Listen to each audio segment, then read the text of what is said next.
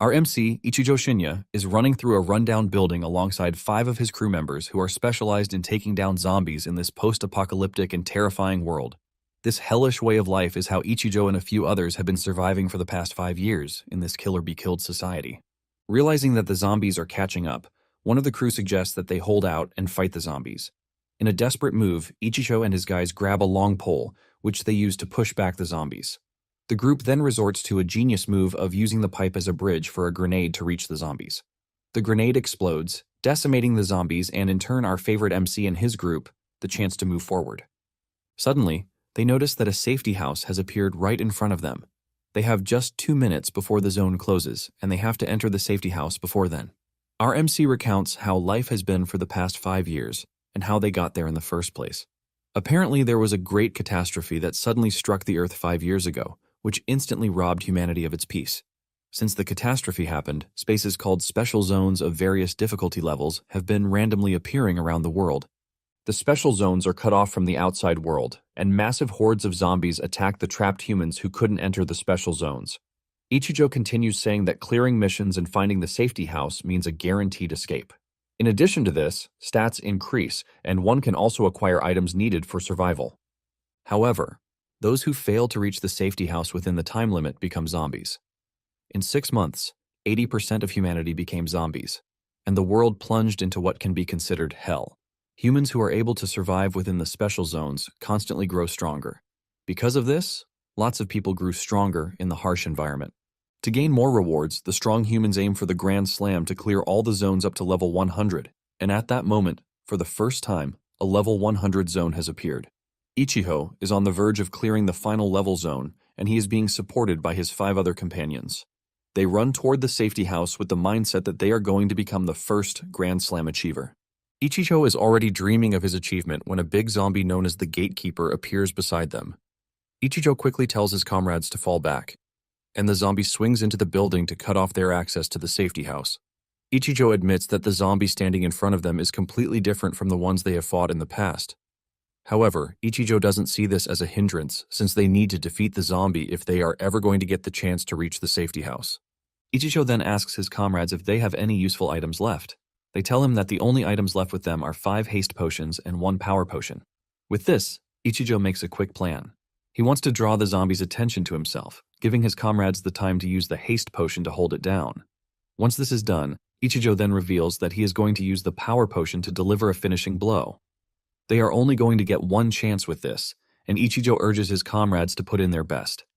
Ichijo is handed the supposed power potion, but when he drinks it, he figures out that it has a terrible taste. Nonetheless, he drinks the potion but soon realizes that the zombie is getting the better of him since he cannot muster any strength. Ichijo is left to wonder what sort of potion he was given by his comrades. Just then, one of his comrades tells him that it is their turn to shine. The 5 then bring out potions that they have kept for themselves. With the haste potion, the 5 receive buffs. Ichijo, on the other hand, is still struggling with the zombie, and his stats are even getting nerfed. Ichijo wonders if his friends made a mistake in giving him the weak potion instead of the power potion. Just then, Ichijo hears one of them telling him that it wasn't a mistake. Apparently, they specially prepared the potion to get him to become weak. Ichijo has no choice but to fight the zombie that is trying to get him. The leader of the traitors then thanks Ichijo for being a stepping stone for him and the others. They stroll past him as he battles the zombie without offering any help. With seconds left on the clock, Ichijo's comrades start running into the safety house. The leader of the traitors then tells Ichijo that he is going to tell everyone about his heroic deeds.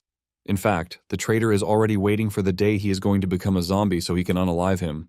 Ichijo screams in pain and the realization that he has been betrayed by those he called his friends. Just then, the zombie slashes his chest with her long nails. Standing in front of the zombie with nothing to fight back, Ichijo wonders if this is how he is going to die after everything he has given. The time limit for the safety house is down, leaving Ichijo to reminisce over everything so far. Ichijo cannot believe that he died in the worst possible way. He has been fighting zombies, but now he is about to become one too. Ichijo is hell-bent on having his revenge against those who betrayed him, even if he turns into a zombie. Just then, Ichijo's consciousness starts to fade, and Ichijo realizes that he is dying. Everything goes dark, and when Ichijo opens his eyes, he sees a guy, Mineta, staring down at him. Ichijo is in some sort of high school, and Mineta and his boys want Ichijo to pay them money. Ichijo, alongside a fatty, is being tormented by Mineta and his gang. Ichijo is able to figure out that he is currently on the rooftop where he was usually bullied when he was in high school. Initially, Ichijo doesn't understand what is happening. The fatty, trying to avoid getting beaten up, throws Ichijo under the boss, telling the bullies where Ichijo usually keeps his money. Looking at all the factors, Ichijo is able to figure out that he has somehow returned to before the Great Catastrophe. Curious about his surroundings, Ichijo asks Mineta for the date. Mineta cannot believe that Ichijo has the guts to ask him questions. Mineta then tells Ichijo to bring out his money quickly, but the next thing Mineta sees is a punch hitting his face so hard that he is thrown to the floor. His minions are shocked, and they all shout his name in unison. Even the students who are watching cannot believe that Ichijo just hit Mineta. Ichijo, looking all scary, tells the bullies that he hates repeating himself. Apparently, Ichijo crossed back to the past with his powers, and because of this, Ichijo is confident that he is not going to end up being a loser. Talking of Mineta, he is a third-year high school student who is basically a bully. He steals money from students under the guise of protecting them, and the teachers cannot say anything to this because Mineta has the mafia backing him. In his past life, Ichijo was the most bullied since he lost his mother early on in life, and he had no choice but to work part-time jobs to earn a living. This made him a perfect target for Mineta and his goons. Even when Ichijo gave them everything he had, they still came back for more and more. Everyone else feels safe as long as Ichijo is the one getting picked on. However, now that he is back in his previous life with his power, Ichijo knows everything is going to be different. The students watching cannot believe that Ichijo just hit Mineta, and they all conclude that Ichijo is dead meat already. Out of rage, Mineta's gang members rush toward Ichijo, but the first guy also gets a taste of what Mineta had. During the zombie apocalypse, Ichijo was training every day just so he could survive, and he spent countless nights without sleep. He almost died those times, but he managed to survive against all odds. And now, a bunch of high school bullies are trying to get on his nerves. Ichijo doesn't hold back as he delivers painful punches to their faces, chests, and wherever he can hit them. Ichijo has come to hate bullies since he was betrayed by those he called his comrades, and the humans who lost their ethics and morals in the apocalyptic world are worse than zombies. They are the kind of people who would point a gun at their comrades because of their own selfishness. Now that he has a chance to change things up, Ichijo is not about to mess it up. While Ichijo is beating down his guys, Mineta is left to wonder if he is the same Ichijo that they usually toy with. The fatty was left in shock and disbelief that Ichijo had always been this strong. Mineta refuses to believe what is clearly in front of his eyes. He thinks Ichijo just hit a fluke by using a technique he picked up online. He angrily dashes at Ichijo, but as expected, Ichijo blocks the attack with just his arm. Mineta also noticed that there are no traces of fear in Ichijo's eyes, and to make it even worse, there is bloodlust written all over him. Mineta comes to the bitter realization that he seems to be getting scared of Ichijo, but Ichijo doesn't hold back when he hits Mineta in the head with his knee. Mineta falls to the ground with blood pouring out of his face. The students are even more terrified that Ichijo just destroyed Mineta and his gang. They too are scared because they all bullied Ichijo, and they are fearful of getting the same treatment that Mineta just did. Ichijo then notices that his previous life's power isn't completely carried over, and in addition to that, he still doesn't know what day it is yet. He turns around to see that everyone, including the guys he previously beat, has vanished into thin air. The only person left is the fatty, and just as he is about to run away, Ichijo stops him. Fatty almost pisses his pants when he hears Ichijo calling him. Ichijo asks him where he is running to, and with fear, he replies that he is heading to the class. However, Ichijo is not about to just let him go like that, since he still needs to teach him a lesson. After beating Fatty up, Ichijo learns that he has come back to the 20th of April, 2024. In just 1 month, special zones will appear, and this will be the start of the apocalypse. Ichijo has accessed his power, and he realizes that he only crossed over with about 30% of his power. Knowing what is about to happen in a month, Ichijo figures out that survival supplies are very important. Ichijo then tries opening his inventory, and it actually works. Ichijo is glad that his inventory crossed over with him, but all the items he has over there are gone. His inventory level was also level 50, but now it has become level 1. At the beginning of the apocalypse, special zones appeared around the world, making functions in society abruptly come to an end. Humanity with nothing to protect them was plunged into the depths of terror, and surviving became the greatest challenge for humanity. Because of the chaos, conflicts erupted over resources. Humans without morals didn't hold back from hurting the weak among them. And since there is no regularity to zone appearances, supplies can't be stored in fixed locations. Because of this, everyone possessed level 1 inventories. Acquired supplies could then be stored in the inventories, and anything can be stored inside except humans, since time doesn't exist inside the inventory, making it hard to preserve living things. There are advanced inventories that can store more supplies, and with this, humanity's survival rate was increased. In his previous life, Ichijo desperately expanded his inventory till it became as large as a basketball court.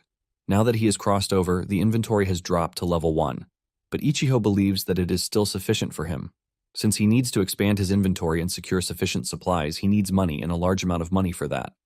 With everything he knows from his past life, Ichijo knows that he can grow at an exceptional rate. And in the end, Ichijo still has his eyes on his comrades who betrayed him. His quest for vengeance against them is also top of his list. Meanwhile, Mineta's gang brother, Hatano, and his gang are conducting their daily business when Mineta comes back all bloodied. Hatano hears that his brother failed to collect the daily fees, and this gets him mad. Before Mineta can say anything, he gets hit in the face. He almost falls to the ground, but he is caught by one of the gang members. Hatano is mad that his brother came back empty-handed and he plans to punish him for that. He collects a baseball bat ready to hit his brother, but Mineta quickly speaks up, telling him that all of his comrades were beaten up by just one person. Hatano hears this, and he orders Mineta to bring Ichijo to him after school. Mineta realizes that his big brother is so pissed off already, and seeing this, he concludes that Ichijo is dead meat. With what Ichijo remembers, Hatano is the one backing Mineta. Hatano was a former professional baseball player, and he was a slugger who mass-produced home runs with his incredible swing speed. However, he had a bad temperament and repeatedly used violence against his teammates who made mistakes. He became a tyrant, and eventually, he was expelled from the team after beating a teammate with a bat.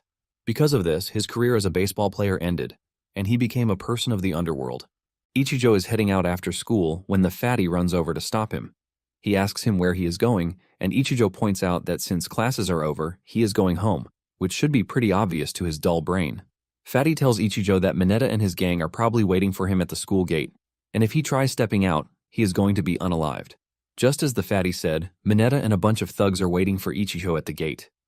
The fatty tries to affiliate himself with Ichijo, asking him what they should do since the thugs have spotted them already. Ichijo just ignores everything the fatty is saying, telling him that he needs to go home. The fatty is scared for Ichijo's life, and he mentions that the thugs with Mineta are not as soft as him. Since zones will appear in a month, Ichijo has a lot on his plate to do before then. He gets to the gate, and as expected, Ichijo is stopped by the goons. They suggest that he respectfully follow them to avoid getting embarrassed. Since Ichijo knows that he can't do things alone, he needs the forces behind Mineta. Without lifting a finger, Ichijo enters the car with the thugs, and together, they drive off. They soon arrive at their hideout, where Hatano is waiting for them. The thugs tell Hatano that Ichijo came quietly without causing them issues.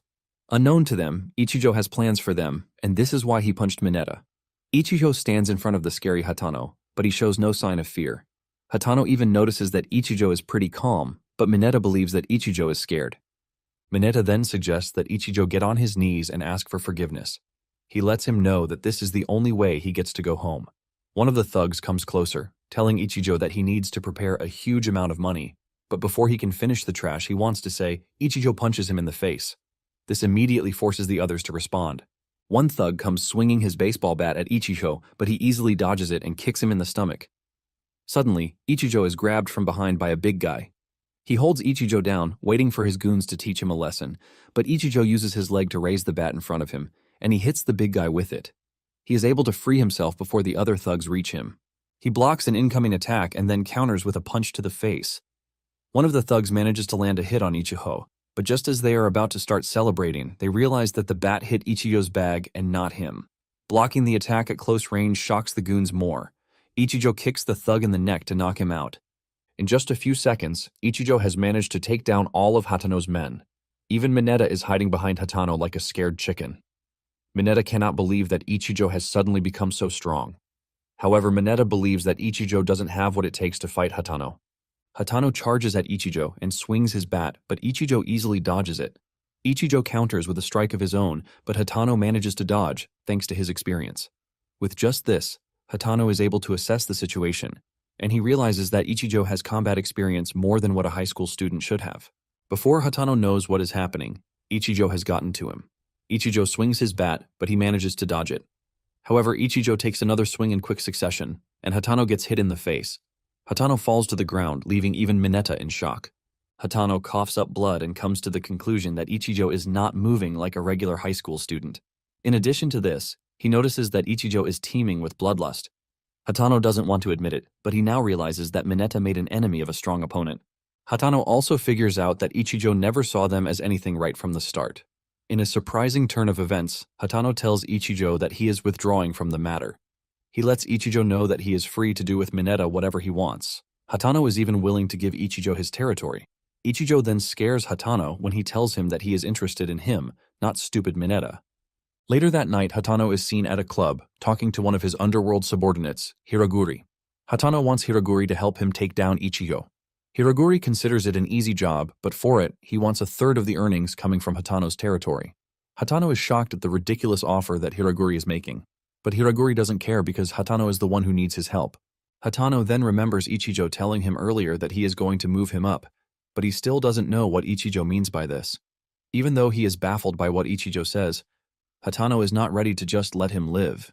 Hatano is desperate enough to accept Hiroguri's deal, and he suggests that they conduct the operation that night.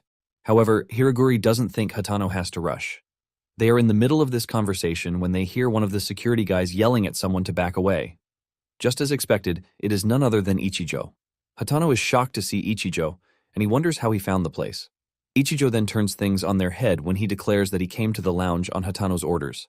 Before coming to the lounge, Ichijo had already assessed his body in his room during a training exercise, and he realized that his current body was still weak. He knows that he needs to build his body up if he is going to avenge what his comrades did to him. Now that he is in the club, Hiroguri berates Hatano for allowing Ichijo to barge into the lounge like a fool. Hatano tries telling Hiroguri that he has no ties with Ichijo, but Ichijo makes things worse when he reveals that he has taken care of the guards outside, and he pins this on Hatano's orders. Hiroguri demands the camera footage, and he is shocked to see his guys all knocked out.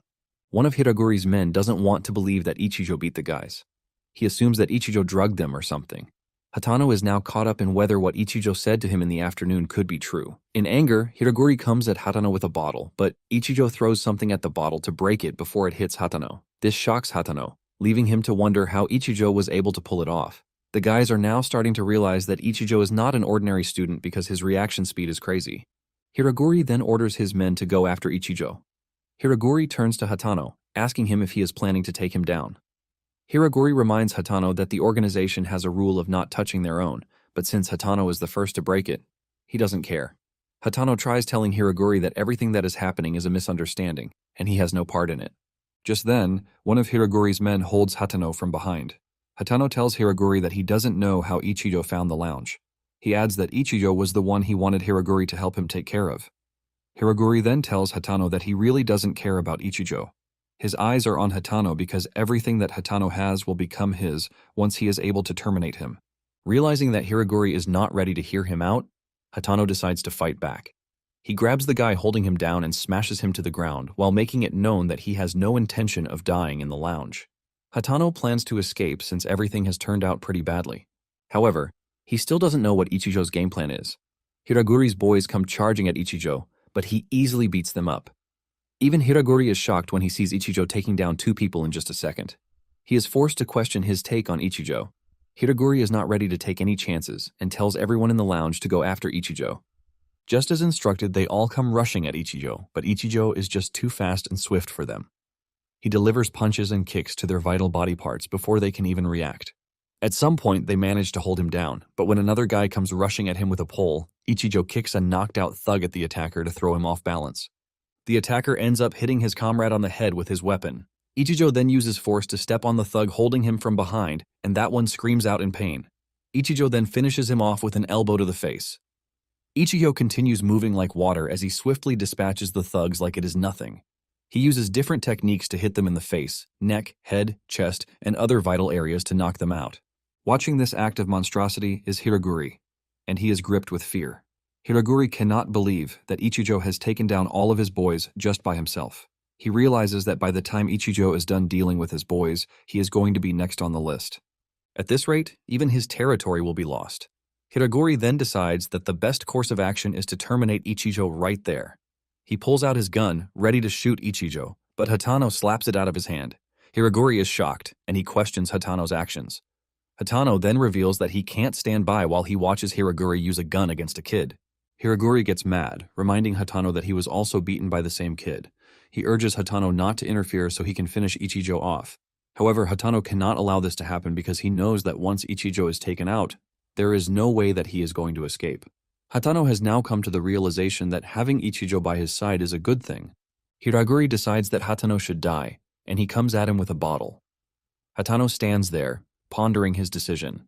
With Ichijo's involvement and all, he knows that he has become an enemy of the organization. Even if he manages to escape, the organization will definitely come after him. Just as Hiraguri gets closer, Hatano makes the decision that Ichijo is his only lifeline, even though he is just a high school student. Hiraguri gets close enough for Hatano to deliver an unexpected, powerful punch to his face to throw him to the floor. Like a coward that he is, Hiraguri runs for the gun again. He aims the gun at Hatano, telling him that he is dead.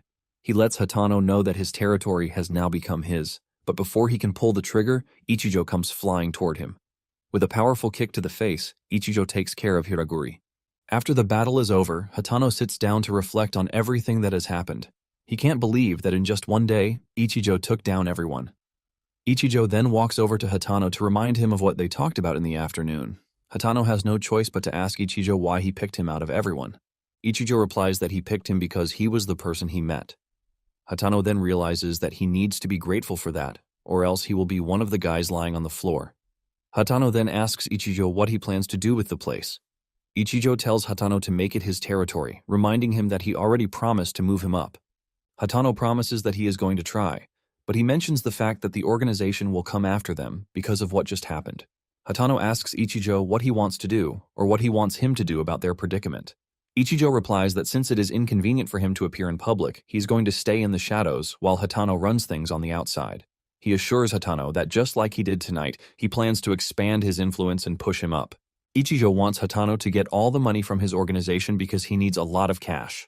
Hatano is shocked to hear this, and he actually has something to say, but he realizes that nothing he says will change anything. Hatano then decides to make a toast to Ichijo's crazy plan. He hands him a cup of strong wine, but Ichijo walks off, reminding Hatano that he is still a high school student. Ichijo then asks Hatano if he has any money on him. Hatano assumes that he is getting robbed by Ichijo, and he hands him all the money he has with him, even promising to get more if the one with him is not enough. However, Ichijo tells Hatano that all he wants is cash for a taxi fare.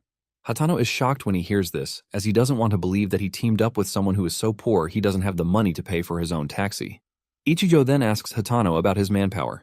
Hatano reveals that Hiraguri has about 50 men working for him, and to put it into perspective, they are of higher quality than his subordinates. Since Hiraguri are assigned special jobs like cleaning up, they are supplied with weapons like pew-pew from the organization. Hatano also has about 30 people under him, and combined with the ones they just secured, Hatano is confident that they have successfully doubled their current fighting power. Ichijo then asks about funding. Hatano reveals that he and Hiraguri are close when it comes to funding because low-ranking guys like them don't get much money. They are basically pawns to raise money for those who are above them. There is Ogane Ren, who runs casinos, bars, and nightclubs. There is Kawase Teruhisa, who handles bodyguard services. And then Koyanagawa Tatsuya is the one who manages all the funds. Apparently, Tatsuya has a birthday celebration coming up next week. It is typical that everyone gives presents.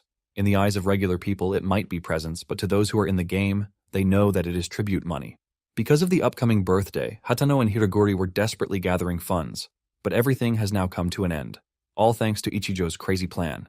Ichijo then tells Hatano not to worry because he plans to get him the high position very soon.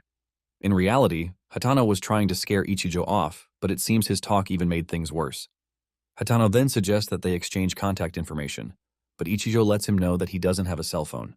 Hatano cannot believe that Ichijo is so poor that he doesn't have a cell phone.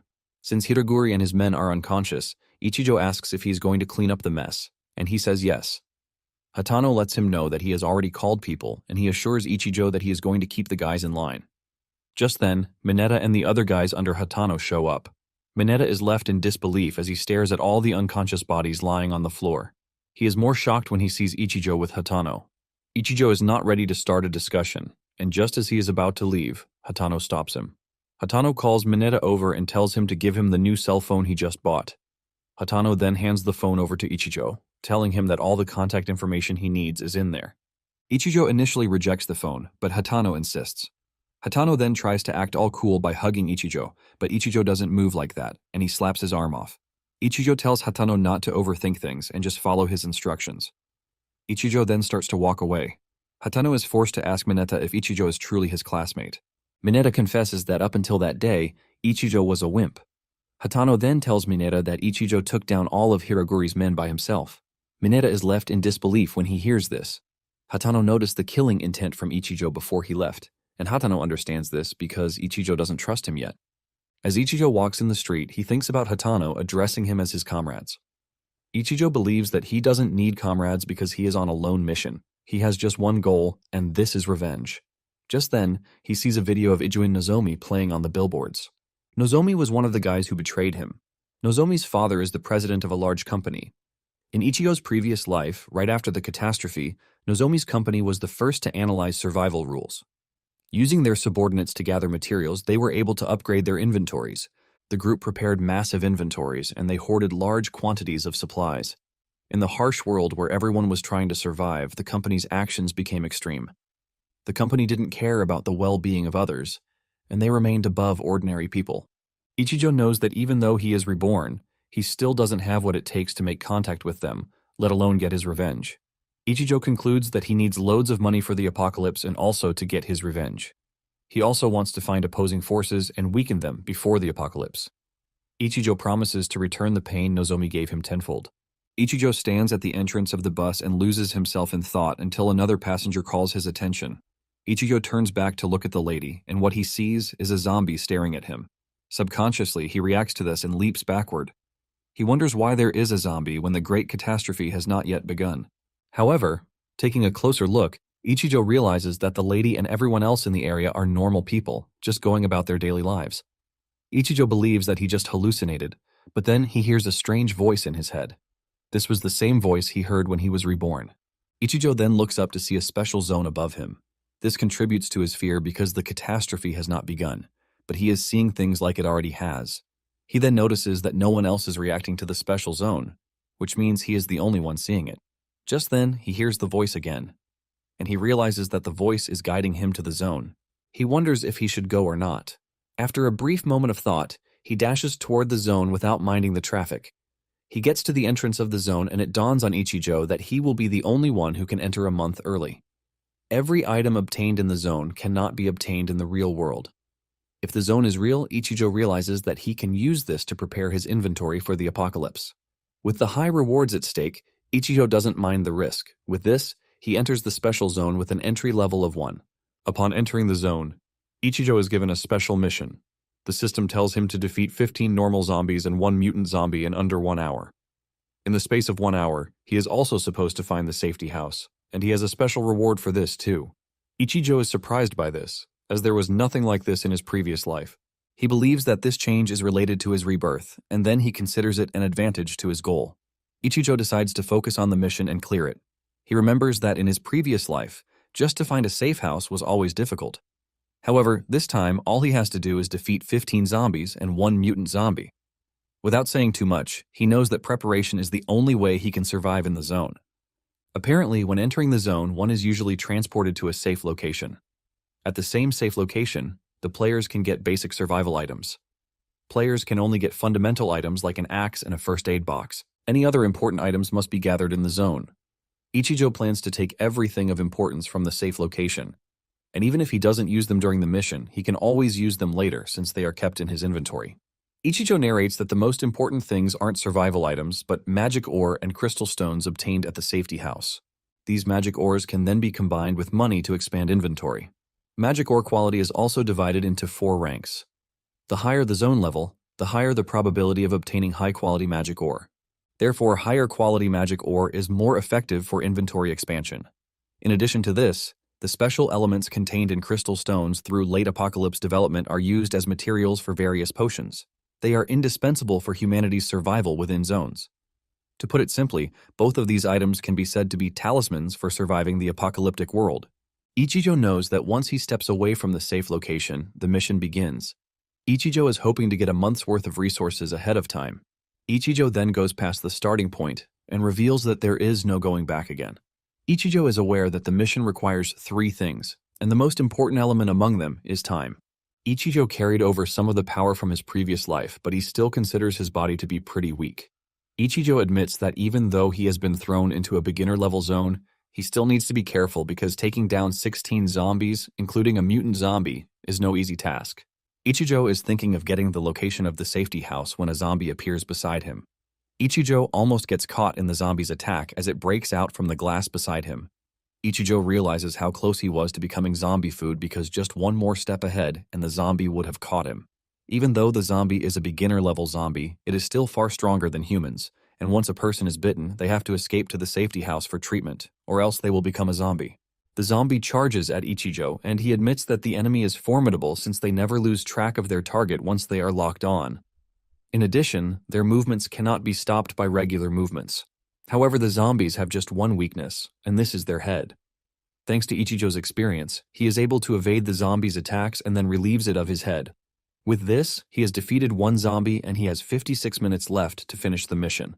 Ichijo continues moving forward with the belief that safety houses are always in the opposite direction of the starting point. Ichijo also knows that he needs to be careful since he is the only one in the zone and there is no one to help him. He wants to conserve his energy and avoid facing multiple zombies at once so he can save his strength for the final mutant zombie. Ichijo has not finished coming to this conclusion when he spots a mutant zombie staring at him from below the stairs. The mutant zombie looking at Ichijo is Gashin, and it is a level 10 zombie with enhanced arms and superior power. Ichijo questions everything he knows because he cannot believe that a mutant zombie is appearing so early in the game. Before he knows what is happening, the zombie reaches him.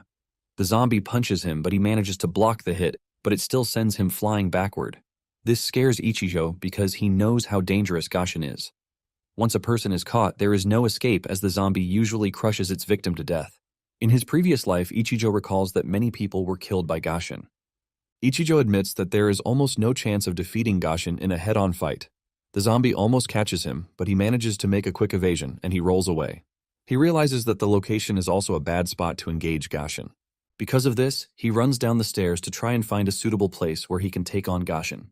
Thanks to what he knows from his past life, Ichijo wants to use the knowledge to his advantage and lure Gashin to where he would have the advantage. Just then, Ichijo runs into normal zombies. He's being chased by Gashin while he has normal zombies in front of him too. Ichijo realizes that he is surrounded, but refuses to die in such a place. Ichijo is prepared to survive no matter what it takes. He is not ready to lose to the betrayal from his past life and everything he suffered. Ichijo is determined to get his revenge, and as he takes down the normal zombies, Gashin comes charging in from behind. However, Ichijo manages to evade, and he gets behind Gashin. He then launches an attack from behind, aiming to finish Gashin off once and for all. Before Ichijo can reach Gashin, he is able to react to the attack, and Ichijo only manages to leave a cut on the zombie's arm rather than the head he was aiming for. Ichijo is not glad that he just missed his chance to defeat Gashin because, in his current state, attacking Gashin's arms will not do him much good. Ichijo finally comes to the realization that he is in a deeper mess than he thought. Just then, he notices that the safety house is on the first floor. Ichijo plans to get closer to the safety house just in case things go wrong. Gashin comes charging at him, but at the last moment, Ichijo dodges, and the big guy falls off. Ichijo is about to heave a sigh of relief when he realizes that the big guy is holding onto the side of the pavement. Gashin starts climbing back up, and Ichijo makes a run for it because of how persistent the big guy is. Walking down the stairs, Ichijo runs into another group of zombies. Since he is trapped, he has no choice but to fight the zombies. He grabs one of the zombies and throws it at its comrades. Once they are back to the wall, Ichijo kicks them really hard to make them stay in one place. With a powerful swing from his axe, he takes down their heads in one go. Just before he can get the chance to breathe, Gashin throws something at him. Fortunately, he is able to dodge the incoming attack. He then makes a quick evasive turn to confuse Gashin. Ichijo hides behind a bus to attend to his injuries, while Gashin is desperately searching for him. As he wraps bandages on his hands, he comes to the bitter realization that having an axe and just bandages cannot help him complete his mission. In addition to this, Ichijo cannot afford to make any mistakes, as this is the starting point of his revenge and the most important step. Ichijo then decides to head to the safety house so he can get away from the dangerous Gashin. Before he can make his move, he realizes that he has been spotted. Gashin picks up a bus and throws it at where Ichijo is hiding. Ichijo realizes how messed up his situation is. However, he manages to dodge the bus's impact at the last minute. He then leaps out from where he is hiding to launch a surprise attack on Gashin. Ichijo has one thing in mind, and this is Gashin's already injured arm. He manages to land the hit and he cuts off Gashin's right arm completely. With the situation of things, Ichijo knows that he has no choice but to chip away Gashin's combat ability bit by bit if he is ever going to get a chance to clear the mission. Once he has taken Gashin's right arm out of commission, he leaps away from him. Ichijo might have succeeded with his plan, but he knows the durability of the axe he is holding has drastically reduced. To make things worse, zombies usually enter a rampage state whenever they are on the brink of death. Because of this, their aggressiveness doubles. Now that Gashin has lost one of his arms, he is charging at Ichijo like a crazy fellow. He aims to finish Ichijo off, but at the same time, Ichijo is thinking of how he can cut off Gashin's other arm so that he can level the playing field. Gashin swings a punch at Ichijo, which he blocks with the axe, leaving a cut on Gashin's left hand. However, before he realizes what is happening, Gashin kicks him in the chest with his fat leg. Ichijo immediately loses balance, and before he can even react to what is happening, Gashin steps on his right arm, crushing it. Ichijo screams in pain as he wonders if the hit he got on Gashin didn't make a difference. Ichijo is now at the mercy of Gashin as he can no longer move his body. Ichijo is now worried about not getting bitten because once he does, he will become a zombie. Ichijo realizes that if this happens, it would not make things different from what happened in his previous life. Ichijo is thrown into a state of confusion. He cannot understand what it is that he did wrong. He so desperately wants to live, but things don't seem to go his way. Just then, he hears the usual voice again. This time the words from the voice are clearer, and he can hear the voice telling him to get his revenge. Suddenly, Ichijo realizes that his wounds are healing. He gets the energy to dash away from Gashin. Ichijo suddenly wonders what is happening. He was infected by the zombie virus, but he is not turning into a zombie, and it is even the opposite. His wounds are getting healed, and he wonders if everything happening is related to the mysterious voice in his head. He figures out that the voice is coming from inside his head, and it seems he also recognizes the voice. Gashin is not done with Ichijo yet as he dashes toward him in rage. However, Ichijo dodges Gashin's attack and then realizes that the voice he has been hearing in his head is that of the level 10 zombie he encountered in his previous life, the zombie called Tail. Tail was the zombie that defeated Ichijo in his last moments. It then dawns on him that he was supposed to turn into a zombie after being defeated by Tail, but somehow he found himself in the past. This is when he realizes that Tail is also with him in this world, which is why he can hear her voice. Apparently, he is merged with Tail, as this is the only possibility he can come up with. Tail must have merged with him before the zone disappeared and then came back to this past with him, which also explains why he could see the zones before the catastrophe happened. Ichijo is immune to the zombie virus, and he also possesses zombie healing abilities, all thanks to Tail. Putting together all of these, Ichijo doesn't think he can still be considered a human. While thinking about all of this, Ichijo is still battling it out with the rampaged Gashin. Ichijo considers everything that has happened an irony because he is now surviving all thanks to zombie power. These are creatures that he considered to be his nemesis, but their power is now what is keeping him alive. However, Ichijo doesn't care even if he gives up his body as long as he gets the chance to get his revenge. Coming to this conclusion, Ichijo finally raises his axe, and he delivers a powerful swing that cuts Gashin in half. Now that he can use zombie power, he believes that his revenge mission will progress much faster. Ichijo cannot wait to get his hands on Nozomi and his friends, who backstabbed him. After defeating loads of zombies on his way, Ichijo finally reaches the safety house. He enters the safety house where the spoils of war are waiting for him. He opens the box in front of him and finds a beginner's magic ore in it. Since the reward for the mission is 5 times higher, he finds more magic ores in the box. The zones might have appeared earlier than he expected, but he knows that the items he gets inside can be used the same way as in his previous life. Since he has a level 1 inventory, he thinks of upgrading it using magic ores, which will make it a level 3 inventory. He then opens his inventory, and he uses the magic ores to expand his inventory. After he is done with this, he exits the zone. He is glad that magic ores can be used. With this, he knows that the next few months will be quite important. He also figures out that he is not getting just 5 times the rewards, but his stats are also increasing exponentially. However, Ichijo needs a way to confirm that the crystal stone with him is effective. Since crystal stones contain zombie virus, they can be processed to make various potions. Ichijo doesn't know much about this because if the process is handled in the wrong way, it can turn humans into zombies. Standing in the alley, he sees a drunk man disturbing a lady. He wants to have a good time with the lady, but he refuses him. Just then, a crazy idea comes to Ichijo's head, and he plans to carry it out. He walks past the drunk man and shrugs him off with his body. The intoxicated fellow turns his attention to Ichijo, telling him to watch where he is going. But little does he know that he has bigger problems than that. This little act of Ichijo also gives the girl the chance to run away. The drunk man is not happy with the way things turned out, and he decides to have another drink to console himself. He then realizes that the alcohol tastes somewhat strange. The next day, police attention is called to the alley because something strange has happened.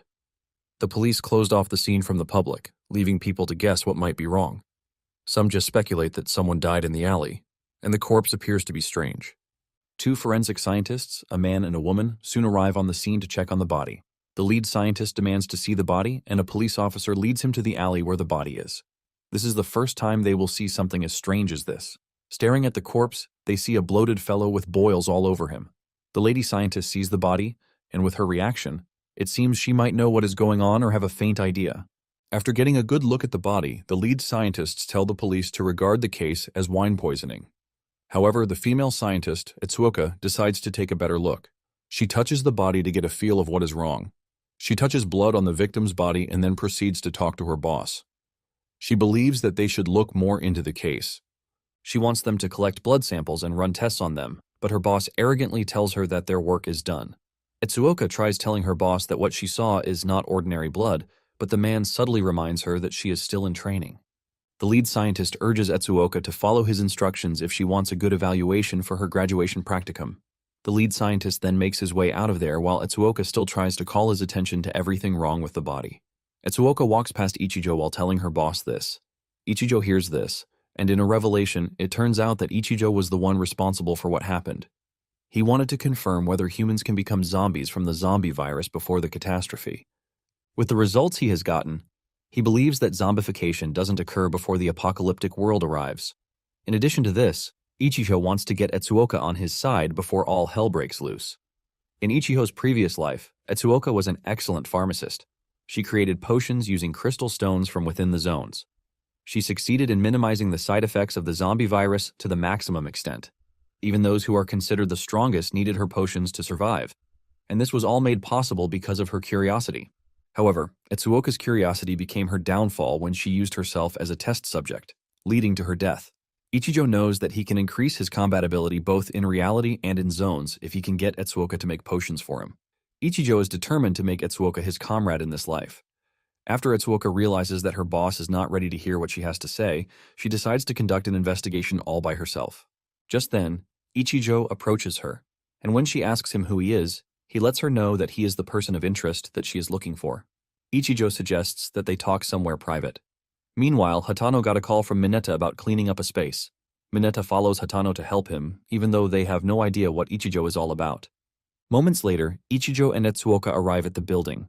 Ichijo asks Hatano about the progress of what he asked him to do. Hatano then replies that he has made arrangements. Apparently, Ichijo sent Hatano to help him clean up a used laboratory. Even Hatano didn't know a laboratory existed in the place, and when he asks Ichijo how he found out, Ichijo simply answers that he did through word of mouth. Etsuoka enters the room, and to her amazement, she is staring at a laboratory.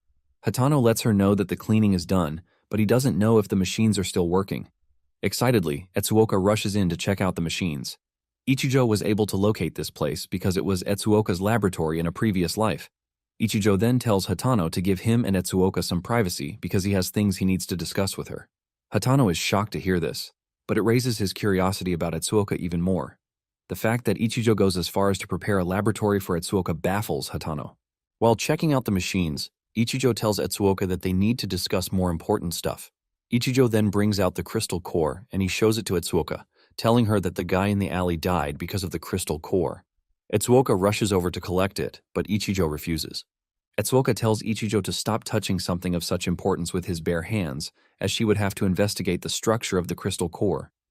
Just then, it dawns on Etsuoka that Ichijo has ulterior motives, which is why he brought her to the lab and even showed her the crystal core. Ichijo is impressed with the fact that Etsuoka is smart. He then hands her the crystal core, telling her to analyze it. She wonders why Ichijo picked her for the job when it is pretty obvious that her boss will do a better job. Apparently, Etsuoka is still a trainee. She went abroad when she was in middle school, and she majored in forensic medicine. After this, she won a number of awards while enrolled. She's known as a forensic genius, but now she has secretly returned to Japan to work as a forensic trainee. Etsuoka then asks Ichijo what she is supposed to do. Ichijo first tells her that everything she is going to do from that moment forward is top secret. He then asks her if she is willing to cooperate and become his comrade before he reveals further information. Ichijo assures her that if she becomes his comrade, she is free to use the laboratory as she likes. In addition to this, Ichijo is willing to bring as many crystal stones as Etsuoka wants for her research. He is also going to be the one to pay for all the research that will be carried out by Etsuoka. He lets her know that she is going to see a completely different world from the one she has seen before. However, refusing to become a comrade means their interaction with each other has ended, Ichijo lets her know. Before giving her answer, Etsuoka sits down to check out the crystal stone under the microscope. Ichijo asks if he can take this as a yes, but Etsuoka lets him know that she wants the crystal stone. Ichijo assures her that the crystal stone is hers, and with this, Etsuoka tells Ichijo to continue with his story. Ichijo then explains that the crystal stone contains a virus that causes living beings to die and accelerates decay. However, unlike ordinary death, the body moves without consciousness, but it is no longer human. Ichijo lets Etsuoka know that the corpse she saw didn't move for a reason, but Ichijo knows Etsuoka would have noticed the robustness of the body despite being dead. Ichijo lets her know that the corpse would have gained immense strength given that it started moving. Ichijo then drops the bombshell, telling Etsuoka that corpses like those are called the living dead, or, to put it simply, zombies. Apparently, the crystal stones that can turn humans into zombies contain two types of components. One is the zombification component, and the other is the body function enhancement component. Ichijo wants Etsuoka to separate these two components and create a potion that enhances human body functions. Ichijo adds that Etsuoka needs to get the purity of the potion to almost 100%. This is because the rarity of the potion is determined by its purity. Etsuoka hears all of this and becomes more curious. She asks if the corpse from earlier can start moving, and Ichijo replies that it will eventually. Ichijo knows that Etsuoka has loads of questions to ask, but urges her to focus on the crystal stone research at the moment. He assures Etsuoka that he is going to tell her everything that she needs to know very soon. Ichijo has even rented a residential apartment on the floor below so that Etsuoka can live there. After telling her what she needs to know, Ichijo lets Etsuoka know that he is leaving. Before stepping out, Etsuoka asks him what his name is, and he tells her. Ichijo then tells Mineta to stay in the lab and assist Etsuoka with anything she needs. Hatano and Ichijo then step into the elevator to leave the building. Ichijo asks Hatano about Hiraguri, and Hatano assures Ichijo that everyone is following his orders. Now that Ichijo has confirmed that the zones are real, he has nothing to worry about when it comes to potions because he has Etsuoka working on that. What he currently needs is money and lots of it. Ichijo tells Hatano to prepare himself because they are on their way to see Ogani. Talking about Ogani-ren, he is someone who had unalived people when he was as young as 20 years old. He is someone who would do anything just to make sure he rises to the top.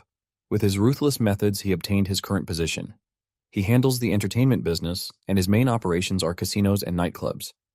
Casinos are his main source of income because it is always bustling with customers. Due to the high number of customers coming to the casino, a large amount of money is always coming in.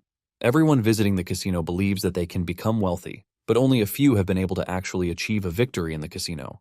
Those who believe that they can still win even after failing keep returning to the casino.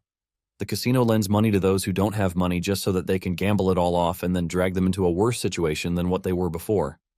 Ogani has a method of attaching exorbitant interest rates to the money he lent to people. Once they are unable to pay, he gets the chance to treat them whatever way he wants.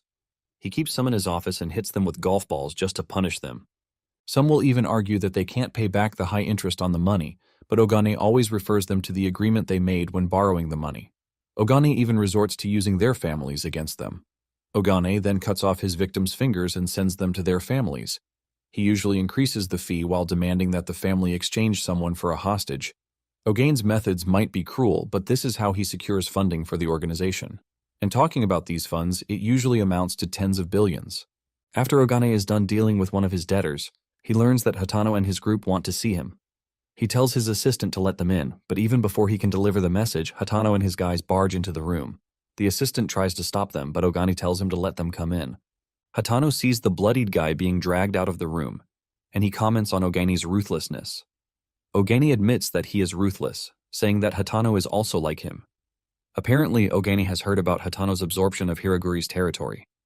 Ogani then asks Hatano why he has come to see him. Hatano reveals that since their boss's birthday is coming up, he thinks that they should do something.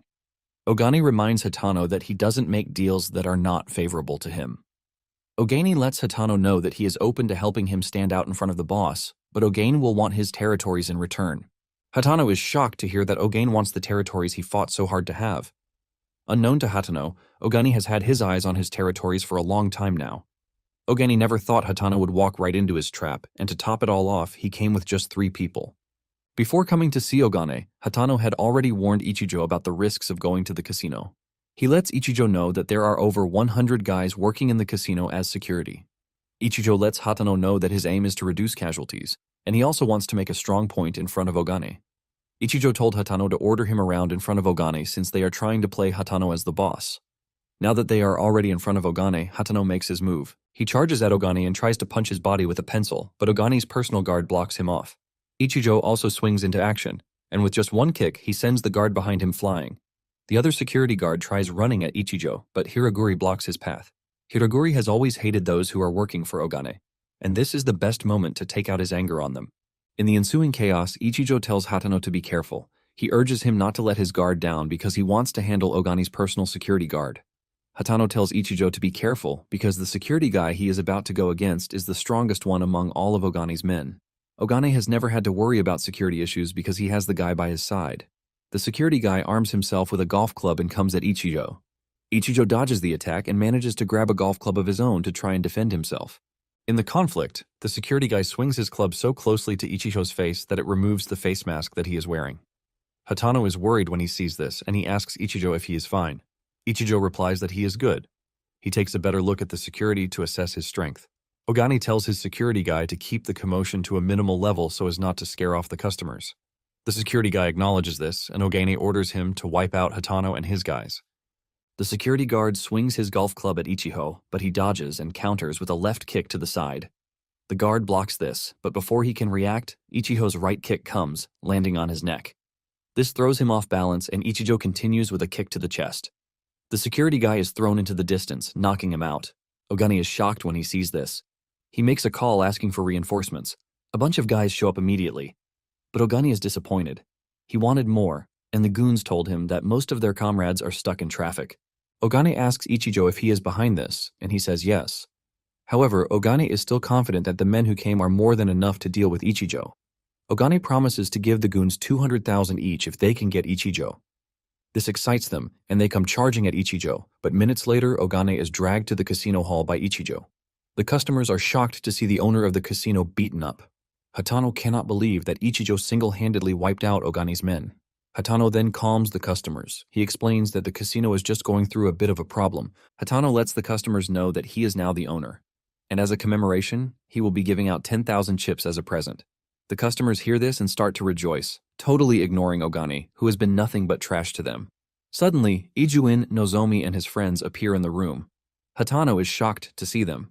Hatano expresses his shock, and Nozomi reveals that he was in the VIP room when he heard the commotion, which is why he came to investigate. Nozomi is not pleased with the situation since he considers Ogane a friend. Hatano is still trying to tell Nozomi that from that moment forward, he will be in charge when he suddenly sees Ichijo walking towards Nozomi. He tries to stop him, but he quickly backs off when he senses a very terrifying aura from Ichijo. Ichijo walks up to Nozomi, and the dude asks him if he needs anything from him. Ichijo is surprised to find out that Nozomi and his clique have always been together. There are 4 other guys in the clique: Minagawa Tatsuhiro, Ishizaki Lala, Rick, and Ilman. These 5, including Nozomi, are heirs to the companies that control the financial industry. Even during the apocalypse, they were on top after taking out all of their competitors.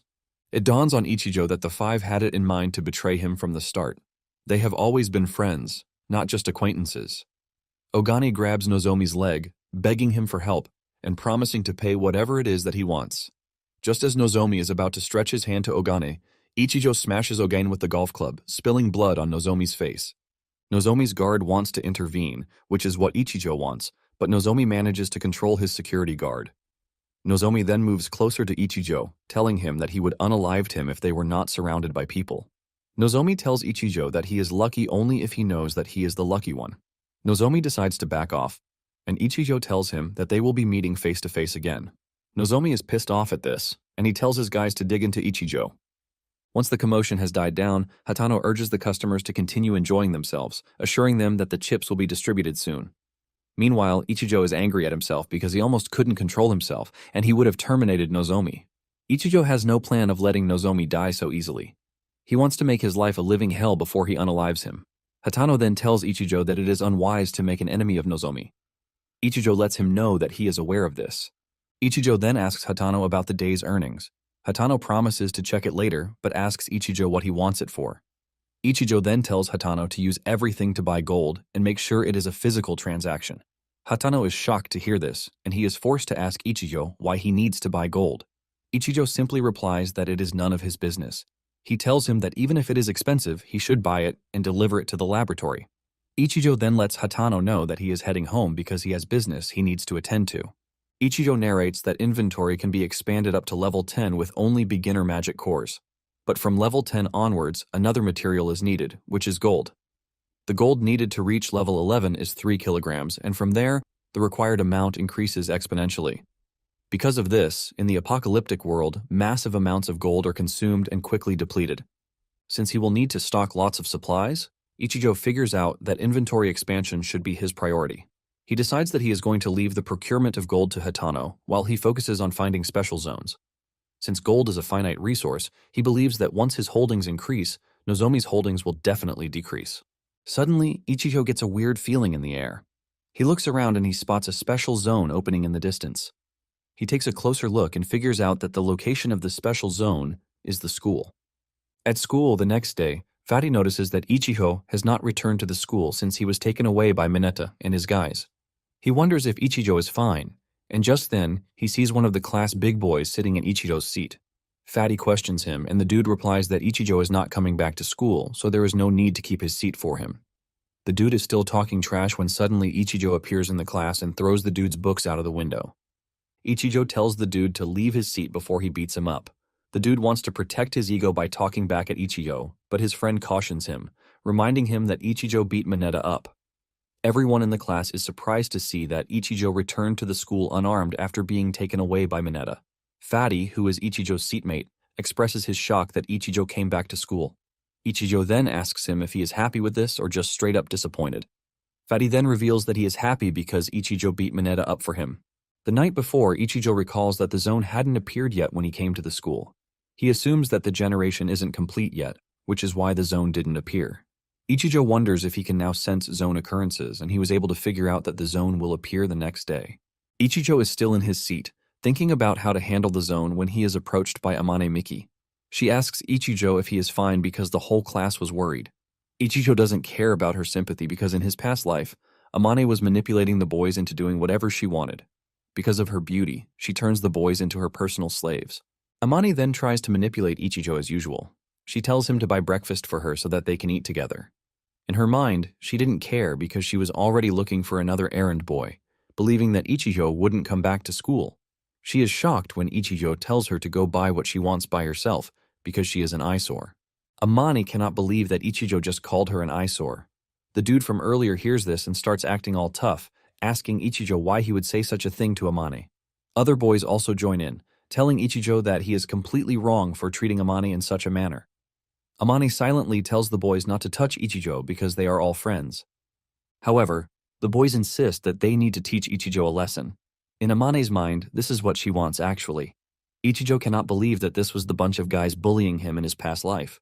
He considers himself a total loser for bowing to weak boys like this. The boys are still saying trash when the dude leading the charge gets his head slapped onto the table. Everyone turns around and is shocked when they see that Mineta is the one who intervened. Amane then holds Mineta, trying to manipulate him into helping her. Surprisingly, Mineta slaps her hand away, telling her that Big Brother already warned that he wants to be left alone. Hearing Mineta call Ichijo Big Brother brings out another shocking moment in the students. Mineta then orders Amane to get lost, to which she quickly does. Mineta also tells Fatty to go and buy breakfast. Once he is alone with Ichijo, Mineta asks him why he turned off his phone because Etsuoka has been trying to reach him. Ichijo replies that he forgot to charge the phone. He then asks Mineta why Etsuoka was calling. Mineta moves closer to Ichijo, telling him that Etsuoka has made a discovery and she wants to talk about it. Ichijo wonders if there's been a development in the potion research. Not long after this, the teacher enters to start the class for the day. Ichijo is thinking about how his life is going to be stressful going forward when he is suddenly thrown into a level 5 special zone. Ichijo is given a special mission to enter the safety house within 20 minutes, and as usual, he is going to get 5 times the reward. Ichijo recalls that it took him time in his past life to get used to being thrown into the special zone out of the blue. He then decides to look for useful items before proceeding with the mission. All he is able to find is a ruler and a set square. After arming himself with these, he decides that it is time to start the mission since time is against him. The first thing on his plan is to know where the safety house is. He is glad that his mapping ability is great, which is going to give him an advantage. Just then, he notices that the safety house is located in the school playground, but there are a bunch of zombies guarding the safety house. He knows that forcing his way through is out of the question, and in addition to this, he doesn't think he has what it takes to defeat all of the zombies in 20 minutes. He is still staring at the school playground when a zombie suddenly appears behind him. The zombie dashes toward him, and Ichijo manages to dodge at the last minute. The zombie crashes out of the window and falls to the schoolyard. Immediately, this happens. The zombies guarding the gate rush toward the fallen zombie. Ichijo then figures out that the zombies are probably attracted to sound. Ichijo realizes that he can lure the zombies away from the safety house with noise. He is relieved that with this, he can complete the mission within 20 minutes. There is only one place in the school that can make a loud enough noise to get the attention of the zombies, and Ichijo decides to head there at once. Ichijo figures out that the broadcast room is the best place for him to go. Since he clearly remembers the school layout, he thinks it should be easy to get there. He is currently in the central building, and the broadcast room is on the top floor of Building 4. Ichijo plans to cut through the central building and enter the connecting corridor that leads to Building 4. Once he gets to Building 4, he plans to go to the opposite side of the school building and climb the stairs to the broadcast room. Just then, he notices that the zombies are moving back to their positions. He wonders if they are truly guards for the safety house or if it is just a coincidence. He spots a lone zombie walking toward him, and he decides to test out his theory with the zombie.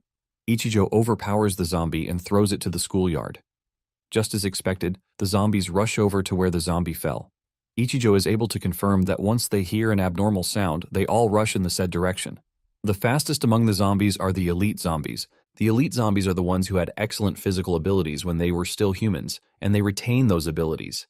They might not be as strong as mutant-type zombies, but they are still far stronger than normal zombies.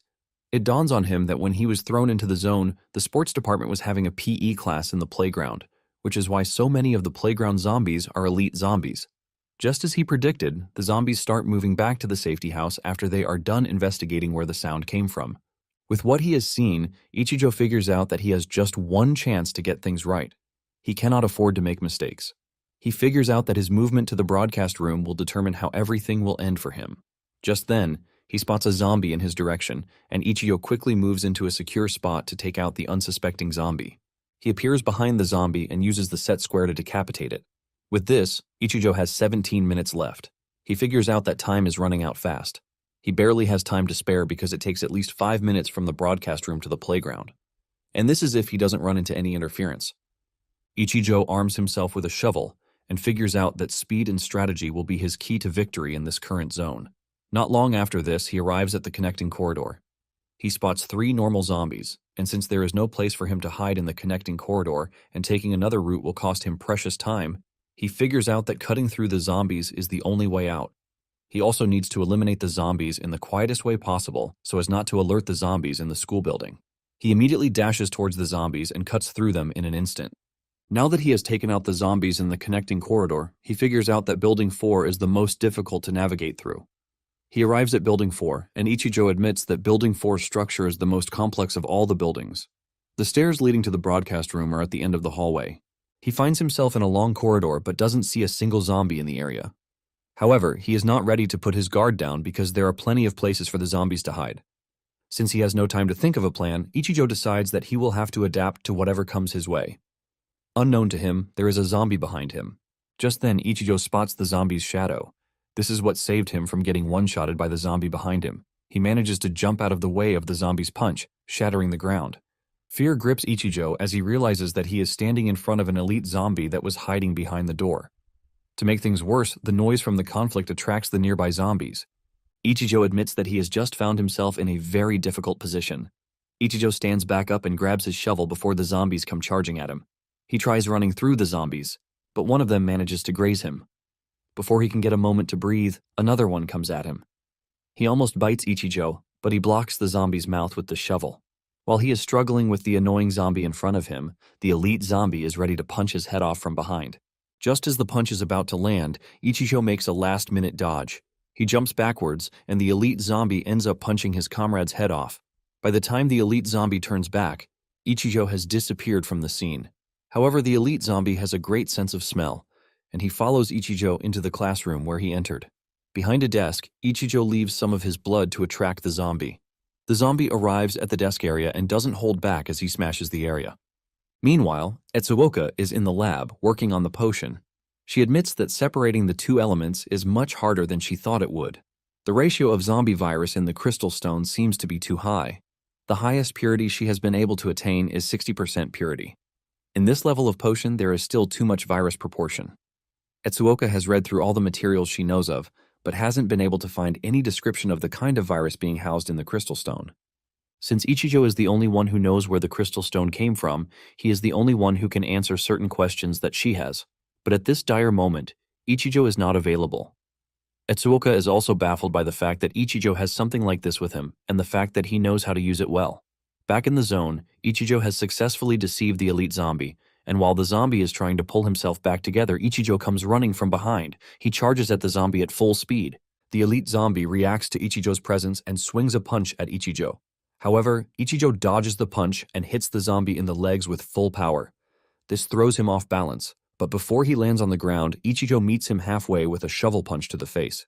The amount of force Ichijo puts in the swing is enough to remove the elite zombie's head from its neck. The zombie is defeated, and Ichijo heaves a sigh of relief. Ichijo realizes that the smell of blood lured the elite zombie. Before his wound from earlier healed up, Ichijo had managed to secure his blood in a bunch of test tubes. With this blood, Ichijo believes that he can avoid unnecessary combat. He now only has about 10 minutes left, and he needs to move faster. Ichijo continues moving forward, and suddenly Ichijo gets hit with a terrible headache, and his consciousness starts to fade. Ichijo cannot believe that something like this is happening at such a wrong time. He wonders if this is happening as a reaction to him using the healing ability. Ichijo immediately comes to the conclusion that he needs to finish the mission as soon as possible. He soon arrives at the next floor and he notices that a bunch of zombies are already waiting for him. He wonders if the earlier commotion lured out the zombies. Ichijo then pours blood on the floor, and this is enough to get the attention of the zombies.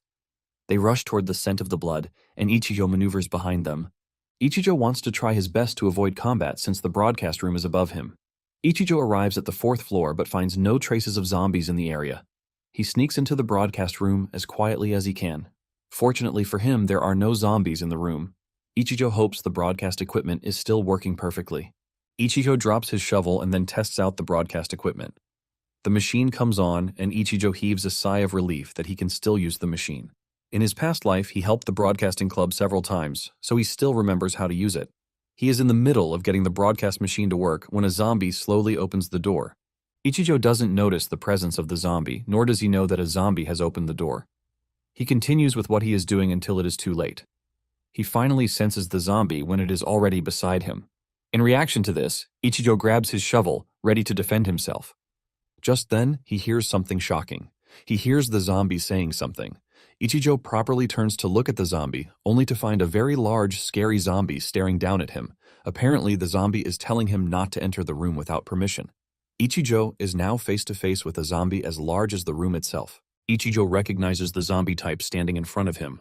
This is the corpse bloating phenomenon, a phenomenon where putrefaction gas fills the body after death, causing soft tissues throughout the body to expand, causing the corpse to swell up. Ichijo figures out that this is the phenomenon happening to the zombie in front of him. Apparently, this type of zombie doesn't have attack power, but it is troublesome because it quickly bursts, scattering explosive sounds and zombie virus. The zombie has enough power to kill a person, and also causes a large number of zombies to be drawn in. Ichijo realizes that the situation is urgent and he needs to get the zombie out of the room. Ichijo then dashes out of the room, forcing the zombie to follow him. He manages to get to the window before the zombie reaches him. The zombie tries to get him, but crashes out of the window instead. The zombie hangs from the wall, thanks to the cord Ichijo has tied to its leg. Ichijo wants to restrain the zombie's movement, but before he can relax, he spots zombies in the distance. The zombies heard the noise and are now heading toward Ichijo. To distract the zombies, Ichijo leaves blood in the corridor. Ichijo rushes into the broadcast room and realizes that he has just 4 minutes left on the clock. He wonders if the zombies will be distracted enough till he is able to finish turning on the broadcast equipment. Ichijo knows that he is done for if any elite zombie appears. Realizing this, Ichijo figures that he has just a little time left to spend in the room. One of the zombies is now approaching the room, but Ichijo manages to turn the broadcast on. Ichijo barely made it in time for the broadcast to go live and attract the attention of the zombies. Ichijo steps out of the room with the intention of heading to the playground. Just then, he notices that the zombies are trying to bite off the cord holding the inflated zombie. This is due to the fact that he put blood on the rope and then he noticed that the zombies from the third floor were also coming up. Realizing that the broadcast still has their attention, Ichijo makes a run for it. He wants to run into the safety house at full speed while also avoiding zombies. Ichigo's plan is working out until he realizes that a horde of zombies from Building 1 are also coming in his direction. Since a frontal assault is basically impossible because he will run out of time, he decides that the best option is to wait. Not long after this, the cord holding the inflated zombie cuts, causing it to crash to the ground. Ichigo then uses the loud sound from this to his advantage. He cuts the distance he needs to travel by jumping through the window. From the connecting corridor, he jumps to the gymnasium. He lands safely and dashes toward the playground with the belief that all of the zombies are being drawn to the bursting sound that came from the inflated zombie. He assumes that the sound should temporarily cause the playground to be empty. He arrives at the playground, and just as he predicted, there is no zombie in sight. He believes that he is going to make it in time, but to his greatest surprise, the zombies managed to destroy the speakers faster than he anticipated. The zombies have gotten to the top of the school building with what Ichigo is seeing. The zombies guarding the safety house will soon return. This turns out to be a chase of survival as Ichijo runs toward the safety house while a horde of zombies follows him. The elite zombies are so fast that one of them catches up to Ichijo. Before Ichijo can react, he gets hit by the zombie, causing him to lose balance and fall to the ground. Ichijo is now trapped, and the zombies are all over him. Instead of giving up, Ichijo makes a desperate move and swings his shovel at the zombies. This is enough to push the zombies back a bit. Ichijo also gets back on his feet and he jumps backward. Ichijo uses every skill he knows to try and get the zombies off his back. He swings the shovel aggressively, throws his leg around just to make way, but in the end, the zombies surround him and block off every access to the safety house. Ichijo stretches his hand toward the gate, realizing how close he was. Just as he stretches forth his hand, Tail's hand also appears. Lightning strikes from above, while Etsuoka is still wondering where Ichijo went when she needed him the most. She is staring at a potion in front of him, thinking about what Ichijo told her. Since Ichijo told her that the components of the crystal stone turn someone into a zombie, she wants to know what will happen if she ingests it voluntarily. Just as she is about to drink the potion, a female zombie appears right beside her. Staring at the zombie, it seems Etsuoka recognizes her. Back in the zone, Ichijo is almost overrun by the zombies when Tail shows up. She easily takes down all of the zombies, leaving Ichijo to question why she is helping him. He wants to know what she is after, but Tail tells him not to come near her. Ichijo realizes that he can't move, and he looks around to notice that Tail is holding him down with her powers. There is a vine holding down his leg, giving Tail the chance to do what she wants. Ichijo asks Tail what she plans to do to him, and Tail opens her mouth, ready to pounce on Ichijo. Everything goes dark, and when Ichijo regains himself, he is standing on top of Etsuoka, ready to hurt her. When he notices that he is holding Etsuoka's neck, he quickly backs off while wondering where he is. Just then, Etsuoka notices that the vial with the potion is about to fall off. She pushes Ichijo out of the way and manages to grab the vial before it hits the ground. Etsuoka hugs the vial excitedly, talking about how she is glad that the vial is safe. Ichijo then walks toward Etsuoka, apologizing for what happened. He then begs Etsuoka to tell him what happened the night before. Etsuoka narrates that Ichijo suddenly appeared in the lab. Initially, she didn't know that it was him because he appeared in the form of a woman. She reveals that the female figure suddenly collapsed, and when she rushed over to check, this is when she realized that it was Ichijo. Apparently, Ichijo's body was covered in wounds and he was weakened. She then attended to Ichijo by treating his wounds. After hearing everything, Ichijo is surprised to learn that he looks like a woman. Etsuoka claims she is not sure because it was raining heavily and she was tired. She was researching the entire day, and due to the stress, Etsuoka believes that she might have been seeing the wrong thing. However, Ichijo knows that Etsuoka didn't see wrongly. He wonders why Tail took over his body and brought him to the lab. Etsuoka then hands Ichijo his test results. Apparently, there was the zombie virus in his body, but instead of rejecting it, his body seemed to depend on it. Etsuoka then extracted the zombie virus from Ichijo's body and tried to combine it with the zombie virus contained in the crystal stone. Something amazing happened because the zombie virus in Ichijo's body perfectly fused with the one from the crystal stone. Because of this, Etsuoka decided to inject the zombie virus from the crystal into Ichijo's body. Once she did this, Ichijo's wounds gradually healed, but in exchange, the zombie virus in his body was consumed. Upon hearing this, Ichijo realizes that his recovery ability is related to the zombie virus in his body. He remembers that when he was in the zone, every time he healed himself, he became dazed and eventually lost consciousness, which then gave Tail the chance to take control of his body. Etsuoka then tells Ichijo that it is time he answers the questions she has. She asks him if he is a zombie or a human. Also, she wants to know why he has crystal stones that shouldn't exist in the first place. Ichijo then replies by asking Etsuoka if she believes in time leaps. Etsuoka assumes that Ichijo is messing with her, but he lets her know that he is being serious. Ichijo reveals that he time leaped from a world 5 years in the future. Ichijo continues to explain, and he tells her that the world 5 years from that moment had reached the apocalypse, with zombies attacking people all over the world. Ichijo also lets her know that it is 1 month before the apocalypse arrives. Etsuoka asks Ichijo if things like the bodies she saw the day before will appear all over, and Ichijo says yes.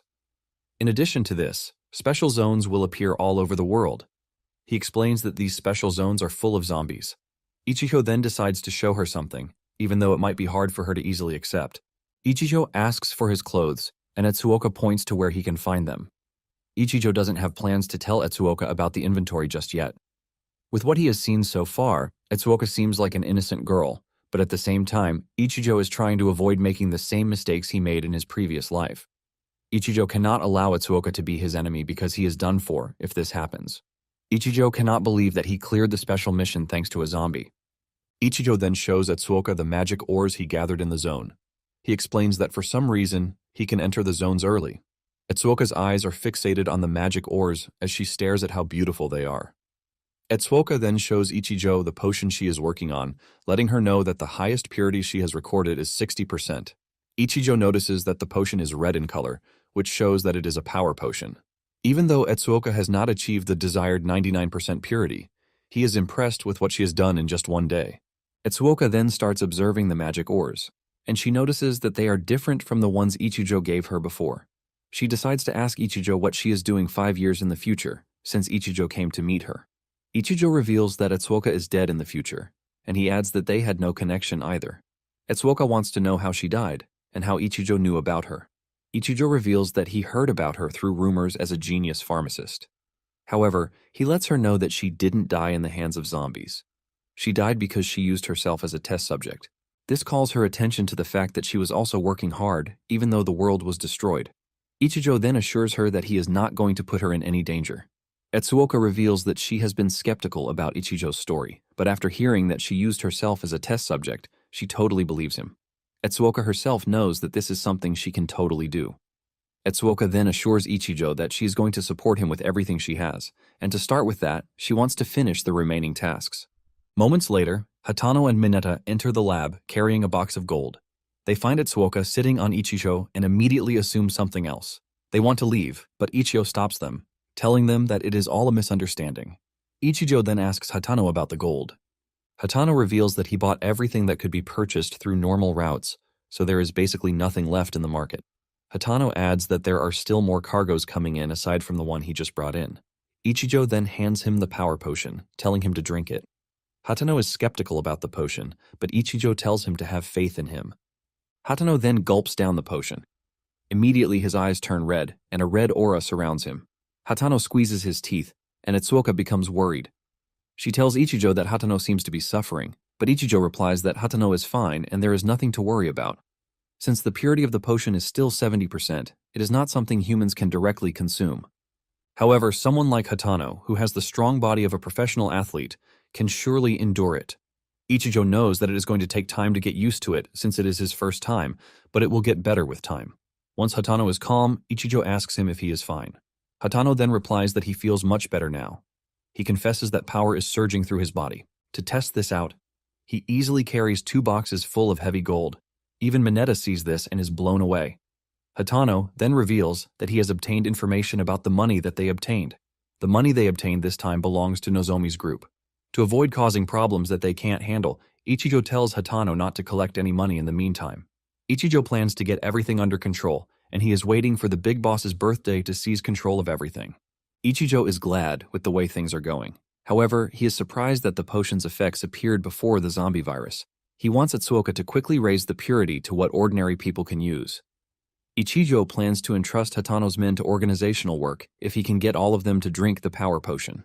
Once the organizational stress is out of the way, Ichijo plans to focus on conquering special zones.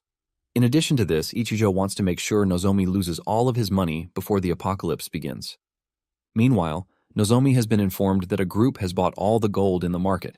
To make things worse, Nozomi hears that all the transactions are conducted physically, which has caused scarcity in the market. Nozomi's friend Rick suggests that they sell their physical gold too, since there is a high demand for it. Apparently, Nozomi's group is the only group left with physical gold. However, another of Nozomi's friends, Ilman, doesn't want them to sell everything that they have been collecting for a while. She wants them to keep the gold securely until they know the identity of the other group buying up all the gold.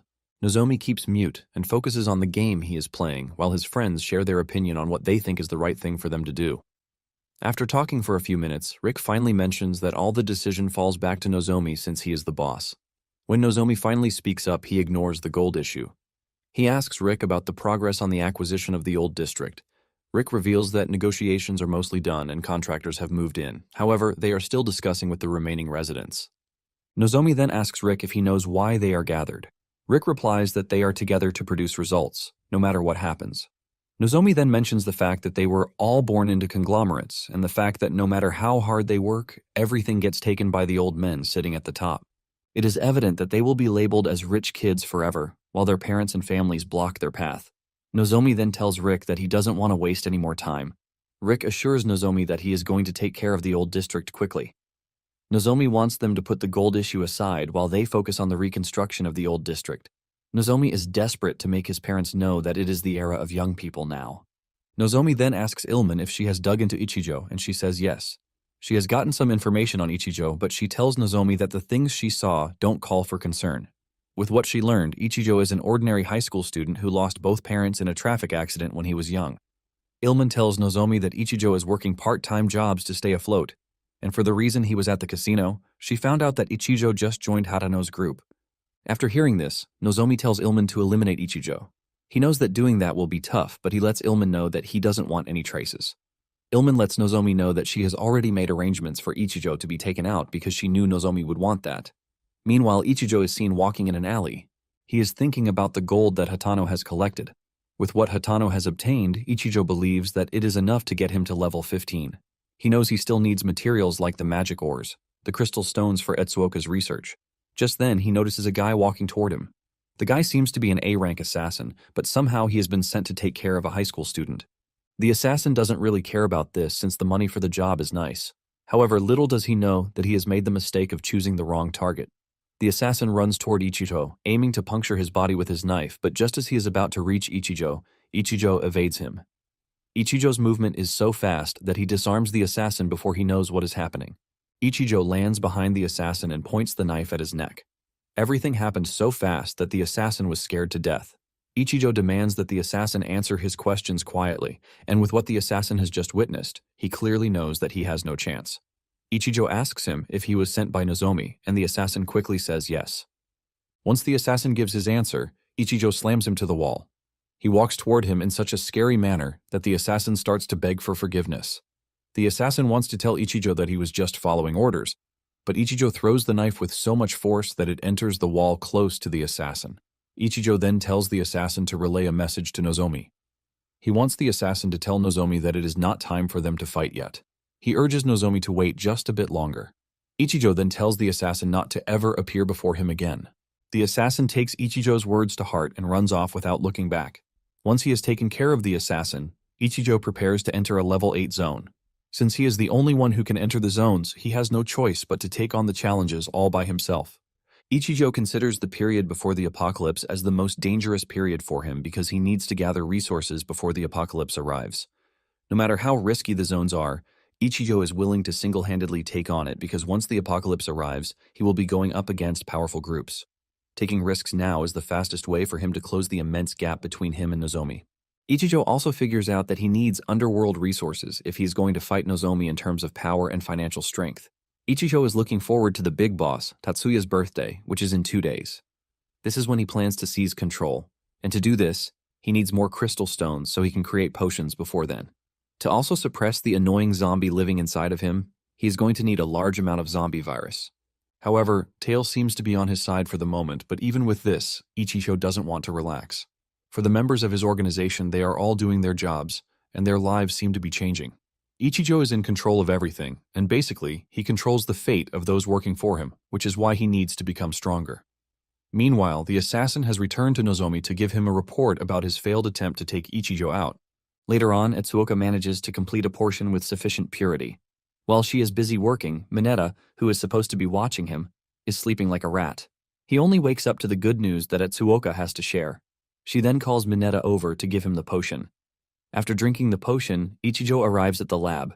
Just as Ichijo is entering the lab, Ichijo comes at him with full speed. Ichijo manages to react just in time to dodge Mineta's punch. Mineta throws another punch, but Ichijo still dodges the attack, and he finally subdues Mineta. Etsuoka is shocked to see this, and she believes that the potion's effect doesn't really work on weak users. However, Mineta lets her know that this is not the case. He believes that Ichijo is just too strong. Etsuoka then checks the data and realizes that the potion only increases speed and not strength. Ichijo tells Mineta that it is dangerous to use potions while he is away. Mineta tells Ichijo that there is nothing to worry about because Etsuoka has already calculated everything. Etsuoka then tells Ichijo that the results of the potion are just as he saw. She lets him know that the potion is almost complete, but 10% is the limit for numerical increases. Ichijo is aware that 100% is the limit value for beginner crystal stones. Zone levels have also been rising in the past days, but even at this, the highest level is 10. On the other hand, intermediate crystal stones can only be obtained in zones level 15 and above. Ichijo realizes that Etsuoka's research speed has already caught up to his zone conquest, and this tells him that he needs to work harder. Ichijo then asks Etsuoka if she can make more potions, because he needs them that night. Etsuoka replies that she can since she has memorized how to make them. She assures Ichijo that she is going to have them ready by evening. Ichijo is happy to hear this, and he tells Mineta to call Hatano. 2 hours later, Hatano shows up at the lab. While Ichijo is discussing with Hatano, Etsuoka is also having a discussion with Mineta. She asks Mineta if Ichijo has always been this strong. Mineta then reveals that he still has no idea what is happening because the Ichijo he knew before was a wimp, whom he always bullied, just until a few days ago. Mineta continues as he tells Etsuoka that Ichijo suddenly became strong and calm like a different person. In just a few days, Ichijo has gone from being bullied to becoming a big brother to the group. Etsuoka then realizes that Ichijo hasn't told anyone about the time leap and the fact that his power is from his previous life. Etsuoka then wonders what Ichijo's purpose is since he has lots of information about the future. On the other hand, Ichijo is telling Hatano about Tatsuya's birthday and his plan for the night. Hatano is surprised that Ichijo is still going ahead with his crazy plan, and Ichijo lets him know that he plans to defeat all of Tatsuya's forces, no matter what it takes. Hatano admits that things have been going well so far for them, but he lets Ichijo know that Tatsuya is on another level from the bosses that they have defeated. It is expected that Tatsuya will be well protected, and Hatano wants them to take things step by step. Ichijo replies that there is no time to postpone things, and with the potions, he believes that they have a chance to win. Since this is what Ichijo wants, Hatano has no choice but to follow his wishes. Ichijo tells Hatano that Etsuoka will make more potions, and he wants Hatano to choose guys who can actually fight. Ichijo also tells Hatano that he needs to perform his role of big brother perfectly that night. Ichijo tells Hatano that he has business to attend to and promises to join Hatano by night. Meanwhile, Tatsuya has also gotten wind of Hatano's recent victories, and the way he has been absorbing other groups. Tatsuya knows that Hatano still wants more territories, but he considers himself a person Hatano doesn't want to go against. He compares Hatano to a tree branch that gets cut off when it goes too far. Later that night, guests start to arrive for Tatsuya's party. Hatano and Hiraguri have positioned themselves in a building opposite Tatsuya's place. Hiraguri is worried that Ichijo hasn't shown up, but Hatano urges him to remain calm, assuring him that Ichijo will definitely show up. Hiraguri is worried that they are going to be at a disadvantage with many people being at the party. Hatano wonders where Ichijo is since he is the one who told them that they are going to be taking on Tatsuya that night. Hatano doesn't want to believe that Ichijo set him up, but at the same time he realizes that Ichijo could have killed them if he wanted to. The goons with Hatano suggest that they leave before it is too late, because there is no way they are going to take on Tatsuya with just a few people. However, Hatano tells them to shut up, letting them know that it is already too late for them to turn back. Hiraguri then calls Hatano for a private conversation. He lets Hiraguri know that he is being greedy, and he asks him if this is due to Ichijo's influence. However, Hatano lets Hiraguri know that he is perfectly calm. Hiraguri continues by telling Hatano that his decision to follow Ichijo is not wrong since he is strong, but they are going up against Tatsuya, who is very dangerous. To top it all off, Ichijo himself is not there yet. Hiraguri suggests that they apologize to Tatsuya, but Hatano lets Hiraguri know that it is already too late for an apology. Hiraguri comes up with another suggestion. He wants them to give Tatsuya the potions in return for forgiveness. He then urges Hatano to pick a side before it is too late. Hiraguri then ends his talk by telling Hatano that he is the boss and the final decision falls to him.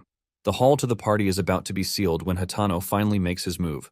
He and his group enter the hall, but unknown to them, Ichijo is standing on the rooftop, and he is watching everything unfold. Tatsuya is informed that Hatano has arrived, and he personally welcomes Hatano. He mentions the fact that he didn't send an invitation to Hatano, but he showed up anyway. Hatano smiles while telling the old man that he and his group came to celebrate. However, the old man doesn't think this is the case. He lets Hatano know that he might be old, but he is not weakened yet. Before Hatano and his guys know what is happening, they are surrounded by a bunch of goons under Tatsuya's orders. Realizing that they are outnumbered, Hatano tells the old man to calm down so that they can talk.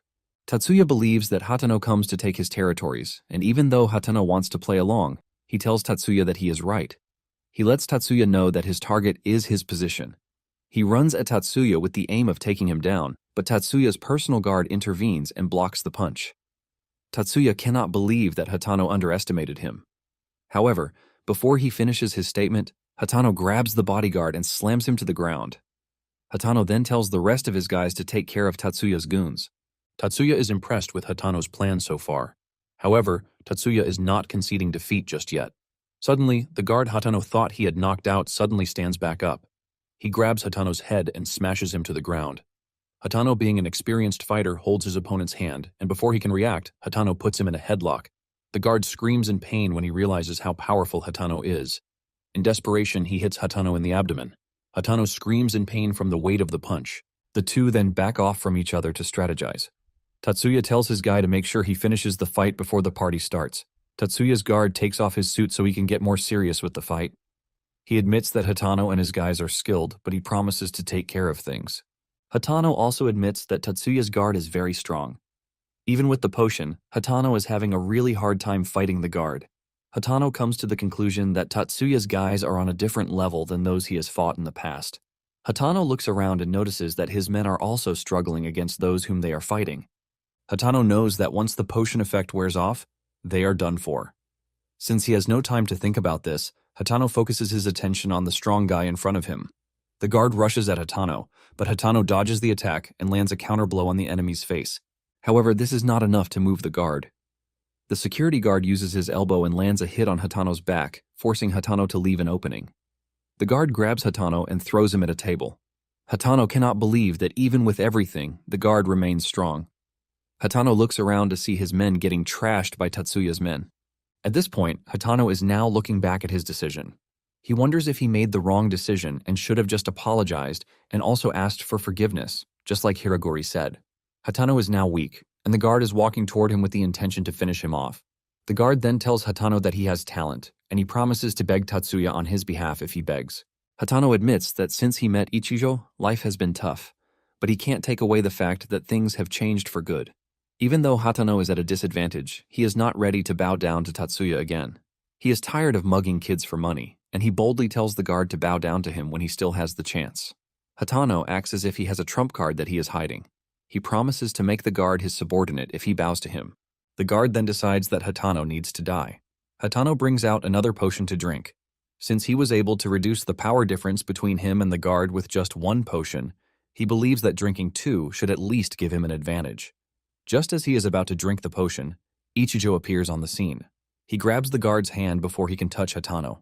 Hatano is shocked to see Ichijo, and Ichijo apologizes for coming late. The guard immediately notices the power difference between him and Ichijo. With just one hit to the chest, Ichijo sends the guard flying. Ichijo then turns around to look at Hatano. He lets him know that drinking two potions will kill him. Hatano confesses that he was desperate and thought he would win if he drank two potions. Hatano then finally asks the important question. He asks Ichijo how he knew that he was about to drink the potion. It finally dawns on Hatano that Ichijo was testing him from the beginning. Hatano finally realizes that Ichijo was testing him to see if he would hand over the potion to Tatsuya. Hatano then reveals that it was a tough battle for him before he made his choice. He obviously knew that going to Tatsuya for forgiveness meant death. Hatano then tells Ichijo that he is going to show through his actions that he is someone he can rely on. Ichijo smiles when he hears this, and he commends Hatano for being smart. He then tells Hatano to give him orders. On the other hand, Tatsuya is mad at his security guy. He tells him to quickly finish things off. The security guy admits that he let down his guard because he saw Ichijo as a kid. Ichijo then openly tells Tatsuya to prepare himself because he is going to eliminate him. This gets Tatsuya mad, and he tells his guards to finish off Hatano and his group. Meanwhile, the rest of Tatsuya's guards have noticed Ichijo's presence in the hall. They saw him punch their strongest guy like it was nothing. Hiroguri then tells them to calm down and enjoy the show because they have not even seen anything yet. Tatsuya's personal guard, Kawase, doesn't see Ichijo as a threat because he believes that he is just a high school student. Ichijo then lets him know that the same high school student he doesn't think much of will be the one to defeat him. Kawase angrily runs at Ichijo and tries to hit him, but Ichijo dodges all of his attacks pretty easily. Kawase doesn't relent as he continues to go after Ichijo, asking him why he is only dodging his blows. Hatano cannot believe that Ichijo is toying with an opponent he could not beat even with the potion's power. Hatano, at that moment, realizes just how strong Ichijo is. The party guests are also observing what is happening, and with what they are seeing, they believe Hatano will come out victorious. Tatsuya is disgusted that his subordinates are already doubting him. Tatsuya has been in the game for 40 years, and he is not ready to be defeated by someone who just came from nowhere. However, with the way things are, Tatsuya knows even if he wins, his reputation cannot be the same. To try and prove that he has control over things, Tatsuya tells Kawase that he is giving him just one more minute to defeat Ichijo. Kawase is the one fighting Ichijo, and he can clearly see that Ichijo is a monster. Even after everything he has done, Ichijo's expression hasn't changed even if it is once. Kawase knows that he is at his limit and doesn't have what it takes to even touch Ichijo, not to mention defeating him. Kawase tries to engage in a battle of strength with Ichijo. He raises his leg and tries to hit Ichijo, but Ichijo blocks and meets him halfway with his own leg. Ichijo entertains Kawase's fight until he gets bored. Ichijo exploits the openings left behind by Kawase and kicks him in the chest. With just this kick, Kawase is thrown across the room like he is nothing. Everyone is shocked to see this, as they can't believe that Kawase was defeated by a high school student. Taking a closer look at Kawase, they realize that he might actually be dead. This creates even more mystery around Ichijo, since he just took down the organization's strongest guy with just a hit. Tatsuya immediately orders his men to go after Ichijo and kill him. He promises to make them Kawase's successor if they can defeat Ichijo. Without thinking twice, the guards start rushing to where Ichijo is. They all motivate themselves with the fact that Ichijo is just one kid. The first guy to reach Ichijo brandishes a knife, but Ichijo turns the tables on him. He grabs the knife and pushes it into the guy's shoulder. Now, armed with a knife, Ichijo runs through the guards like they are nothing. He slices their necks in quick succession, and Tatsuya, seeing this, concludes that Ichijo is not human. Just as Ichijo reaches him, he quickly stops him, asking that they talk. Tatsuya tries to play smart and reaches for his gun, but Ichijo throws the knife into his hand, also impaling his shoulder in the process. Tatsuya coughs up blood as he realizes that he is being defeated by a high school student. He doesn't want to believe this, but his strength leaves him, and he falls to the ground. The party guests are all shocked to see that Tatsuya is dead. This is the most unexpected thing that they could see in their lifetime. The man considered to be the big boss has just been defeated by low-ranking guys. On the side, Hatano is also shocked. He stands there in awe as he realizes that Ichijo seriously took down Tatsuya all by himself. Hatano is shocked when Ichijo addresses him as his boss. Hatano is so terrified that he doesn't know if he is worth calling a boss. Hatano cannot believe that in less than a week, Ichijo dragged the old fox who had made this land his stronghold for decades down to hell. Hatano admits that Ichijo has shattered all common sense in him. Hatano then faces the party guests to address them. He reiterates the fact that Tatsuya is dead. He then introduces himself to the guests, telling them how, until recently, he was mugging kids. In Hatano's mind, all he can think about is how Ichijo kept his promise of raising him up. Hatano continues his speech by telling everyone in the room that from that moment forward, he is their boss. Not long after this, Hatano's men show up at the financial district, where construction is ongoing under Nozomi's orders. Nozomi's guys are shocked when they hear Hatano's guys telling them that they need to pay a territorial fee. Nozomi soon receives a report about this from his assistant. Minagawa tells him that a bunch of people suddenly showed up on the site and beat up their workers while demanding that they pay territory fees. Nozomi is shocked when he hears that the men who came are affiliated with Tatsuya. Nozomi believes that Tatsuya has gone crazy because they have never defaulted on their payment in the past. Nozomi immediately orders that a call be put through to Tatsuya because he wants to know what the old man is thinking. However, Minagawa lets him know that they have been trying to reach Tatsuya since this happened, and they haven't gotten to him. Nozomi doesn't want the construction to be delayed, and he tells Minagawa to pay the money as Tatsuya demanded. Nozomi then drops the bombshell. He lets him know that they are asking him to show up, and it is not really about the money. Nozomi then decides that he will go to the site to check things out. Minagawa suggests that they ask his father for help since their target is Nozomi. However, Nozomi doesn't want to rely on his father so as not to show weakness. He believes that he will never surpass his father if he keeps relying on him. Moments later, Nozomi arrives at the site with a few of his guys with him. Since it is raining, they are all using umbrellas. Nozomi wastes no time before asking what Tatsuya wants with him. Just then, Hatano's rep lets Nozomi know that Tatsuya is no longer their boss. Nozomi's boys immediately become agitated, but Nozomi calms his boys. The representative talking to Nozomi then lets him know that their new boss is Hatano. Just like a regular big boss, Hatano appears from the shadows, shocking Nozomi. Nozomi cannot believe that Hatano also seized Tatsuya's territories just a few days after absorbing Ogani's territories. It immediately dawns on Nozomi that Ichijo will be with Hatano. He hasn't finished the thought when he realizes that Ichijo is the one holding the umbrella for Hatano. Since the construction deadline is near, Nozomi doesn't think he has the time to deal with Ichijo's theatrics. Nozomi then asks Hatano what he wants if it is not money. Hatano goes straight to the point, telling Nozomi that he is after his gold. Fear runs down Nozomi's spine when he hears this. He finally realizes that Hatano's group is the one that has been stockpiling gold. Hatano tells Ichijo that he is right, but lets him know that it is not enough yet. Nozomi then asks him what he plans to do with all the gold. Hatano doesn't give a direct answer to the question. He tells Nozomi that it is all but a hobby to him. Hatano then reminds Nozomi that he has a construction schedule that he is trying to meet. Hatano is aware of the fact that Nozomi is trying to prove his capabilities by finishing the project. Hatano urges Nozomi to pay up quickly so he can finish the construction project. Nozomi is impressed that Hatano has done his research. Since this is the case, Nozomi is ready to negotiate a price for the gold. However, Hatano straight up tells him that he is not buying the gold. He wants to collect the gold from Nozomi, and that is straight up without negotiations. Nozomi gets mad, telling Hatano that he is nothing but trash that doesn't have what it takes to talk to him. Hatano then tells Nozomi that since they can't do anything to him, they are going to delay the construction of his project. They both know how much the land is going to be worth in the future, so it is up to Nozomi to decide. Hatano reminds Nozomi that he is going to suffer a tremendous loss if the project is not finished when it is supposed to finish. Nozomi is shocked to hear this. Details about the project are supposed to be known only by insiders, and Hatano knowing this much just leaves Nozomi baffled. Hatano realizes that Nozomi is silent, and he teases him, asking him if he has lost what it takes to speak. Nozomi then mentions that Hatano's method is a truly befitting method for a trash like him. Hatano hears this, and he is furious. Nozomi continues to add more fuel to the fire by telling Hatano that he is nothing but a savage who relies on violence. He adds that Hatano is only acting high and mighty, playing negotiation games. Nozomi wastes no time before ordering his men to take down Hatano and his goons. Chaos immediately erupts in the rain. Minagawa rushes toward Hatano to try and take him out, but Ichijo is there to protect him. With just one hand, he blocks the guy's punch. Ichijo then grabs him and pulls him by the neck like it is nothing. Minagawa is shocked at how much strength Ichijo has within him. Hatano and Nozomi are now face to face with each other. Hatano tells Nozomi that he is not disputing the fact that he is savage, but he has climbed far in the game by risking his life. Hatano grabs Nozomi's tie, telling him that he was only born into a good family. Hatano says Nozomi is nothing but a brat acting superior by using his father's authority. Minagawa tries to make a funny move, but Ichijo puts him in his place by punching him so hard in the face. He tried another move by making an attempt to carry Ichijo, but Ichijo turned this on him and smashed him to the ground. Nozomi is shocked when he realizes that his strongest person, Minagawa, has been taken down.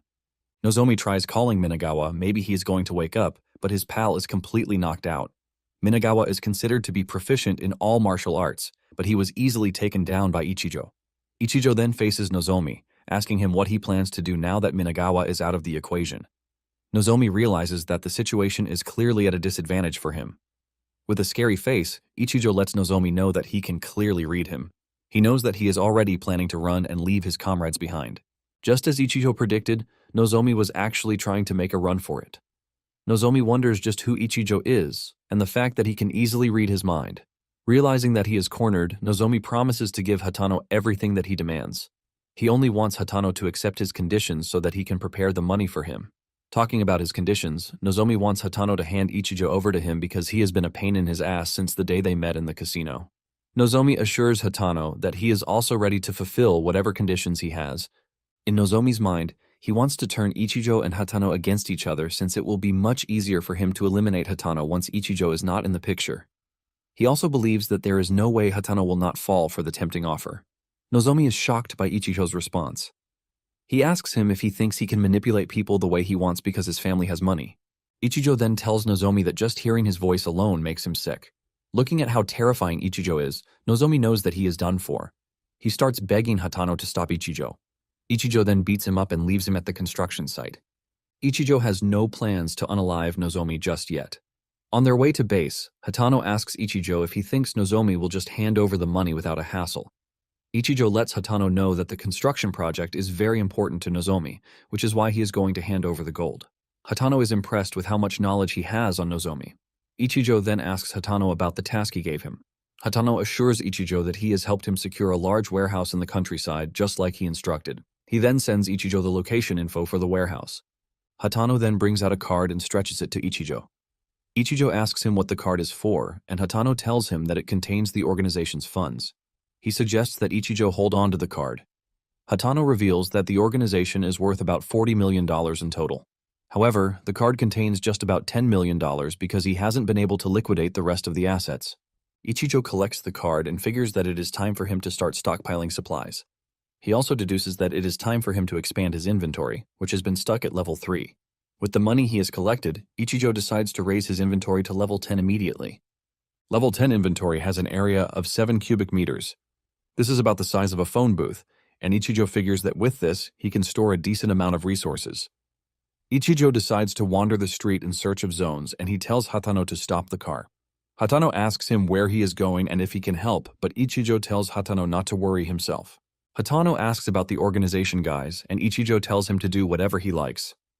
Ichijo reminds Hatano that getting Nozomi's gold is the main goal. He also tells him to get the gold in physical form and put it in the warehouse he just secured. Finally, Hatano asks if he should wait in the car, but Ichijo tells him that he can go, assuring him that he will contact him if he needs anything. Just as he steps out of the car, he notices Atsuoka in the distance. He wonders what the lady is doing in such a place. Just then, he notices that Atsuoka is walking toward her boss, Kurozono. Seeing this, Ichijo figures out that the two had a meeting arranged. Ichijo is already boiling with rage as he sees this. Meanwhile, Nozomi wakes up in the hospital, surrounded by his friends. Nozomi talks about how humiliated he is while his body is covered with injuries.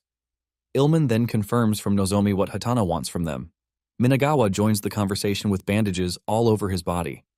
He says Ichijo is the real problem in the team because his movements are not ordinary. He also talks about the strange thing that happened during the fight. He reveals that Ichijo called his name while they were fighting. However, Lala doesn't put too much importance on this since their organization is popular and people tend to know their names during their dealings. Nozomi then cuts in, telling his friends that Minagawa might be right. This is because Ichijo has been hostile toward him since the first day they met. Nozomi then drops the shocker on his team. He tells them that he doesn't want to delay the construction schedule, and by this, they are going to hand over the gold to Hatano and his group. Although Nozomi has a deadly plan, he tells his friends that they are only handing the gold over temporarily. He is confident that they are going to get it back later. He swears to eliminate Ichijo and everyone who surrounds him while also retrieving his money in the process. Atsuoka and Kurozono sit in a restaurant to talk. Apparently, Kurozono demanded some materials, and that is what Atsuoka brought for him. She thanks Kurozono for meeting with her, but Kurozono replies that he is not doing it for free. Kurozono claims that his workload has increased because of her absence from work. Atsuoka apologizes for the inconvenience that she might have caused. She then tells Kurozono that she is resigning from work and he can go ahead to take her salary to compensate for the time she was not at work. The only thing Atsuoka wants is the research materials that she owns. Kurozono then reveals that he is not interested in money. He admits that Atsuoka is beautiful, and what he wants is for Atsuoka to be by his side. He promises to return her materials if she does as he says. Atsuoka is shocked to hear this. Kurozono considers this a good deal for Atsuoka because her life as a forensic scientist will be secure too. Atsuoka then bluntly tells him that she cannot agree to what he is proposing. All she needs is her research materials, and she will get out of his business. Kurozono then arrogantly tells Atsuoka to give up. Atsuoka gets mad, and she stands up from where she is sitting. She reminds Kurozono that the materials belong to her, and he has no right to seize them. Kurozono admits that Atsuoka is right, but there is no way she can prove it, because Kurozono can just lie that the materials are classified information. He lets her know that she has no chance of winning against him. Atsuoka is forced to ask him why he is harassing her, and he simply replies that he needs to show dominance to others. Apparently, Kurozono took Etsuoka in so that he could have relations with her. He didn't care about her talent from the start. Kurozono urges Etsuoka not to waste her mother's efforts. This only gets the girl mad, and she pours coffee on him, telling him not to mention her mother. Kurozono gets mad and stands up to slap Etsuoka. However, before his hand can reach Etsuoka's face, Ichijo appears and holds him. Etsuoka is shocked to see the guy. Ichijo then tells Etsuoka to leave the rest to him. Kurozono also feels the immense strength in Ichijo's grip. Kurozono mocks Etsuoka for resigning because of a high school student. Kurozono already assumes that something is going on between Ichijo and Etsuoka, but Etsuoka scolds him, telling him to stop saying vulgar things. Ichijo doesn't want to waste time with Kurozono, and he asks him how much he wants in exchange for the materials. Kurozono arrogantly replies that he wants 10 million, believing that there is no way Ichijo will get the 10 million to pay him. Kurozono is shocked when Ichijo asks for his account number. Kurozono still believes that Ichijo is bluffing, and he promises to bow on his knees if Ichijo can pay the money. Even those in the restaurant believe that Ichijo has no chance whatsoever. However, Kurozono is left stunned when he receives a credit alert of 11 million. Ichijo tells him that the extra 1 million on the money is for the coffee that Etsuoka spilled on him. He then tells Kurozono that he doesn't need to bow. He tells him that all he needs to do is apologize to Etsuoka, and everything will be considered settled. Those in the restaurant who were initially doubting Ichijo are now left to wonder if Ichijo is some rich kid. Meanwhile, Kurozono is mad with the way things have turned out. He never expected Etsuoka to have such a good backing. Ichijo notices that Kurozono is hesitating, and he reminds him that he made a promise in front of everyone, and he can't go back on it. With shame, Kurozono bows to Etsuoka and apologizes for the way he acted. He then hands over her materials to her. After this, Etsuoka and Ichijo leave the restaurant. On their way to base, Etsuoka reveals her displeasure that Ichijo didn't beat Kurozono. She is also upset that Ichijo went ahead to give him money. Ichijo understands why Etsuoka is mad, and he assures her that he won't allow Kurozono to use the money. Etsuoka then apologizes for going to see Kurozono without saying anything. She lets Ichijo know that she only wanted to get her research materials and leave. Ichijo assures her that he is not mad since he witnessed everything that happened. He is just glad that he followed Etsuoka and everything worked out well. Ichijo then tells her to always take Mineta and the others with her in case of emergencies. Etsuoka acknowledges this and then asks Ichijo why he is in the area. Ichijo reveals that his work clothes got wet in the rain and he was in the area to get a change of clothes. As an apology for going out without saying, Etsuoka decides to escort Ichijo to where he wants to get the clothes. While in the store, Ichijo is spotted by Amane and her friend. They are shocked to see Ichijo in such a high-end store. They are also blown away that Ichijo has a pretty girl by his side. They assume that Ichijo is definitely sugar dating. However, they soon realize that they are wrong because Ichijo is the one paying for everything. Amane and her friend decide to follow Ichijo and Etsuoka. Meanwhile, Kurozono is walking down the street and at the same time thinking about how he wants to extort Ichijo again. He soon runs into Hatano, who tells him that he has come to teach him how to use the 11 million he just collected. Hatano starts rolling his sleeves to show Kurozono that he is about to receive the beating of his life. After Ichijo is done getting his clothes, they move to the skincare and makeup session so that Etsuoka can get things for herself too. Just then, Ichijo receives the notification that Hatano has dealt with Kurozono. Ichijo then shows Etsuoka evidence of what they have done to Kurozono. He lets her know that they have recovered 20 million yen from him, including his assets. In addition to this, they beat him up and left him at a dump. Etsuoka is happy to hear this and commends Ichijo for a job well done. Just then, Ichijo is approached by Amane and her friend. The two come on as friends to Ichijo and Etsuoka. With a cold stare, Ichijo asks Amane if she needs anything. Amane resorts to her usual tricks and tries to manipulate Ichijo. She tells him not to be cold toward him, urging him to treat her like he always did before. Amane assumes that this will get through to Ichijo, but he outrightly ignores her as if she doesn't exist. Amane's friend then tells her that Ichijo seems like a different person because he is not moved by what Amane is doing. Amane refuses to believe that Ichijo has changed. She decides to up her game by moving closer to Ichijo. She tries rubbing her melons against Ichijo's hands, but he just pushes her away. Ichijo tells her not to put on such a disgusting act, and this really gets to Amane. Amane gets mad, telling Ichijo that he is supposed to be happy because she is even giving someone like him her attention. Amane then turns to Etsuoka, telling her that Ichijo is a poor brat. Amane continues by saying Ichijo probably spent all of his money at the clothing store. She advises Etsuoka to leave Ichijo because she is beautiful and deserves someone who can take care of her. In Amane's mind, she is exposing all of Ichijo's embarrassing history, believing that this will be enough to chase Etsuoka away. The attendants are now aware that there is an argument going on in the store. However, the two attendants cannot agree on who should stop the argument. The new attendant finally gets from her seat to intervene. She assumes that the students have no money to buy things in the store, which is why they are arguing. The attendant approaches Amane and Ichigo, telling them to not raise their voice because it is disturbing the other customers. Amane then uses the opportunity to trash-talk Ichigo. She tells him that the store is not for poor people. She suggests that Ichigo and Etsuoka drop everything they have bought and leave. Even the attendant is disappointed when she sees Ichigo browsing without buying anything. She is about to send Ichigo off when she hears him make an order. Ichigo tells the attendant that he wants everything in the store. Even Amane and her friend are shocked to hear this. In addition to this, Ichigo plans to buy everything in the back room too. He tells the attendant to calculate everything, and he will pay with his card. The attendant doesn't want to believe that she is hearing right, but Ichigo assures her that he is getting everything. The attendant then takes Ichigo's card for confirmation. Etsuoka scolds Ichigo for doing too much. However, Ichigo lets her know that he is not doing too much since money will become worthless very soon. He plans to convert everything to supplies instead.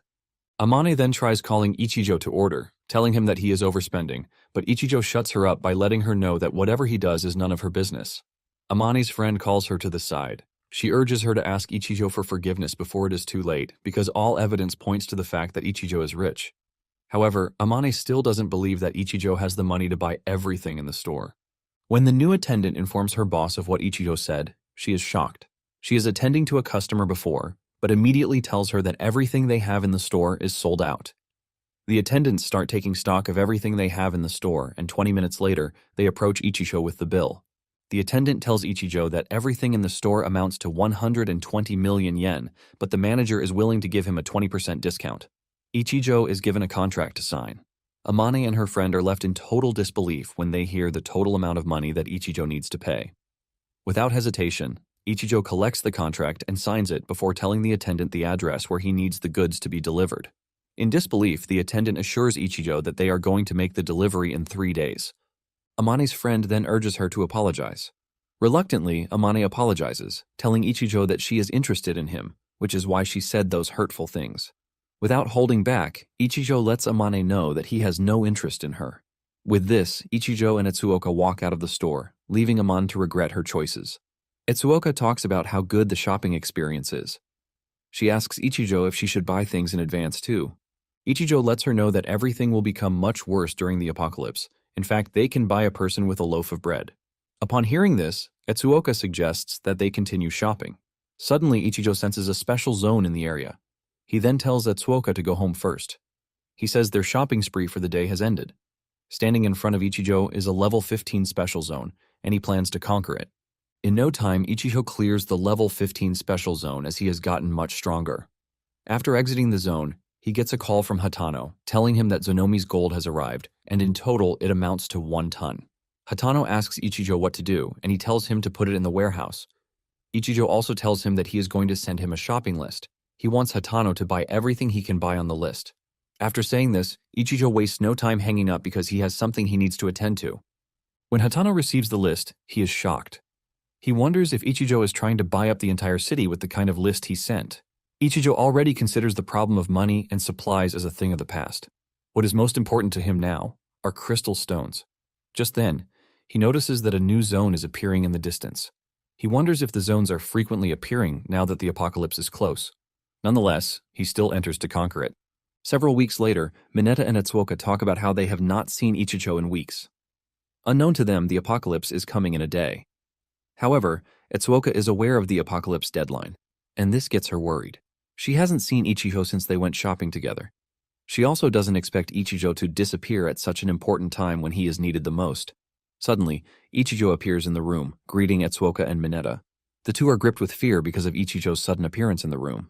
Without even saying too much, Ichigo tells the two to get ready because they are going out. Ichigo then drives the two to the warehouse where Hatano is waiting for them. Hatano tells Ichigo that he went around several cities, but he has finally gotten everything that Ichigo wanted. Mineta and Etsuoka enter the warehouse to see how stocked and arranged it is. They are blown by this, but have so many questions that they want answers to. Hatano tells Ichigo that everything he put on the list is in the warehouse, and also there is another warehouse similar to this next door. Hatano reveals that he emptied 4 supermarkets. Basically, there is food, water, gasoline, generators, and daily necessities. With everything that Hatano has secured in the warehouse, he believes that it is enough for several people to live their entire lives.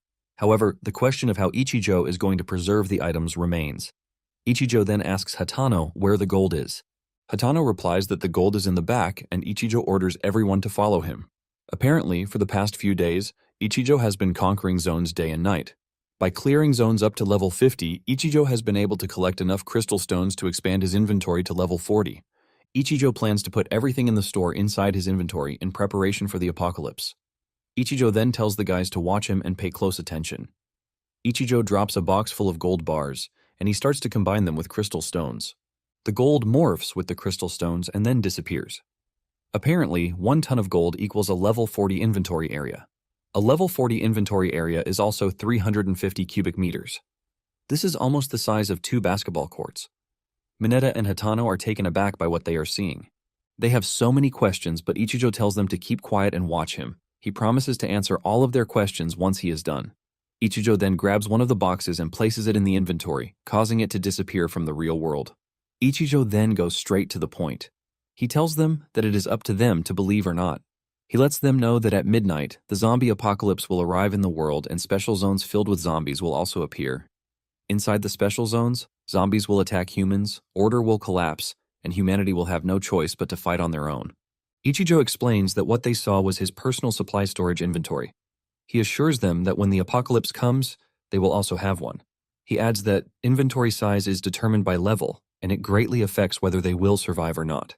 Ichijo reveals that one of the materials needed for inventory expansion is gold, and this is why he had Hatano collect gold. He tells them that there is only half a day for the apocalypse to arrive, and he urges them to prepare themselves by then. Mineta doesn't want to believe, and Ichijo reminds him that he already told him that he is free to believe or not. Ichijo assures them that he is not going to allow those who have helped him suffer. Because of this, he is willing to give them enough supplies to survive the early apocalypse. He suggests that they take the supplies. Hatano acknowledges everything Ichijo said, and he loads supplies into a truck. After he is done loading the supplies, Ichijo tells him to hurry home and prepare. Before leaving, Hatano tells Ichijo that their time together might be short, but he believes his story, and he is also glad that he told them. Hatano tells Ichijo to let him know if there is anything he can help with. Ichijo then tells Hatano to survive, and with this, Hatano drives off with a truck filled with supplies. After Hatano is gone, Ichijo tells Etsuoka to follow him because they still have things to attend to. However, Etsuoka remains where she is standing. Ichijo knows Etsuoka has something that she wants to say, and he tells her to let it out. Etsuoka bursts out with anger, scolding Ichijo for not telling her about the inventory. In addition, she wants to know why Ichijo pushed away Hatano and Mineta, who have helped them. She believes that it would be nice if they all stayed together since it will be safer that way. Ichijo then tells Etsuoka that in the apocalyptic world, humans can be more terrifying than zombies because this is something he has seen firsthand. Ichijo explains that when people who are experiencing the apocalypse for the first time get excessive resources, it usually backfires. Ichijo then tells Etsuoka that people are not born selfish. They only react to the world they live in. Ichijo tells Etsuoka that he will end their partnership if she doesn't have a strong resolve going into the apocalypse. Before Ichijo can say anything further, Etsuoka enters the warehouse, telling Ichijo that she has things that she still needs to do. She also tells Ichijo not to doubt her resolve. Apparently, Etsuoka is also prepared for the apocalypse. With a minute left, Ichijo tells her to say goodbye to the world as she knows it. He mentions that this is the last time they are going to breathe air that doesn't smell of blood. Meanwhile, Mineta and Hatano are also preparing for the apocalypse in their own best way. The countdown to the apocalypse reaches 0, and just then, the special zones descend on the world.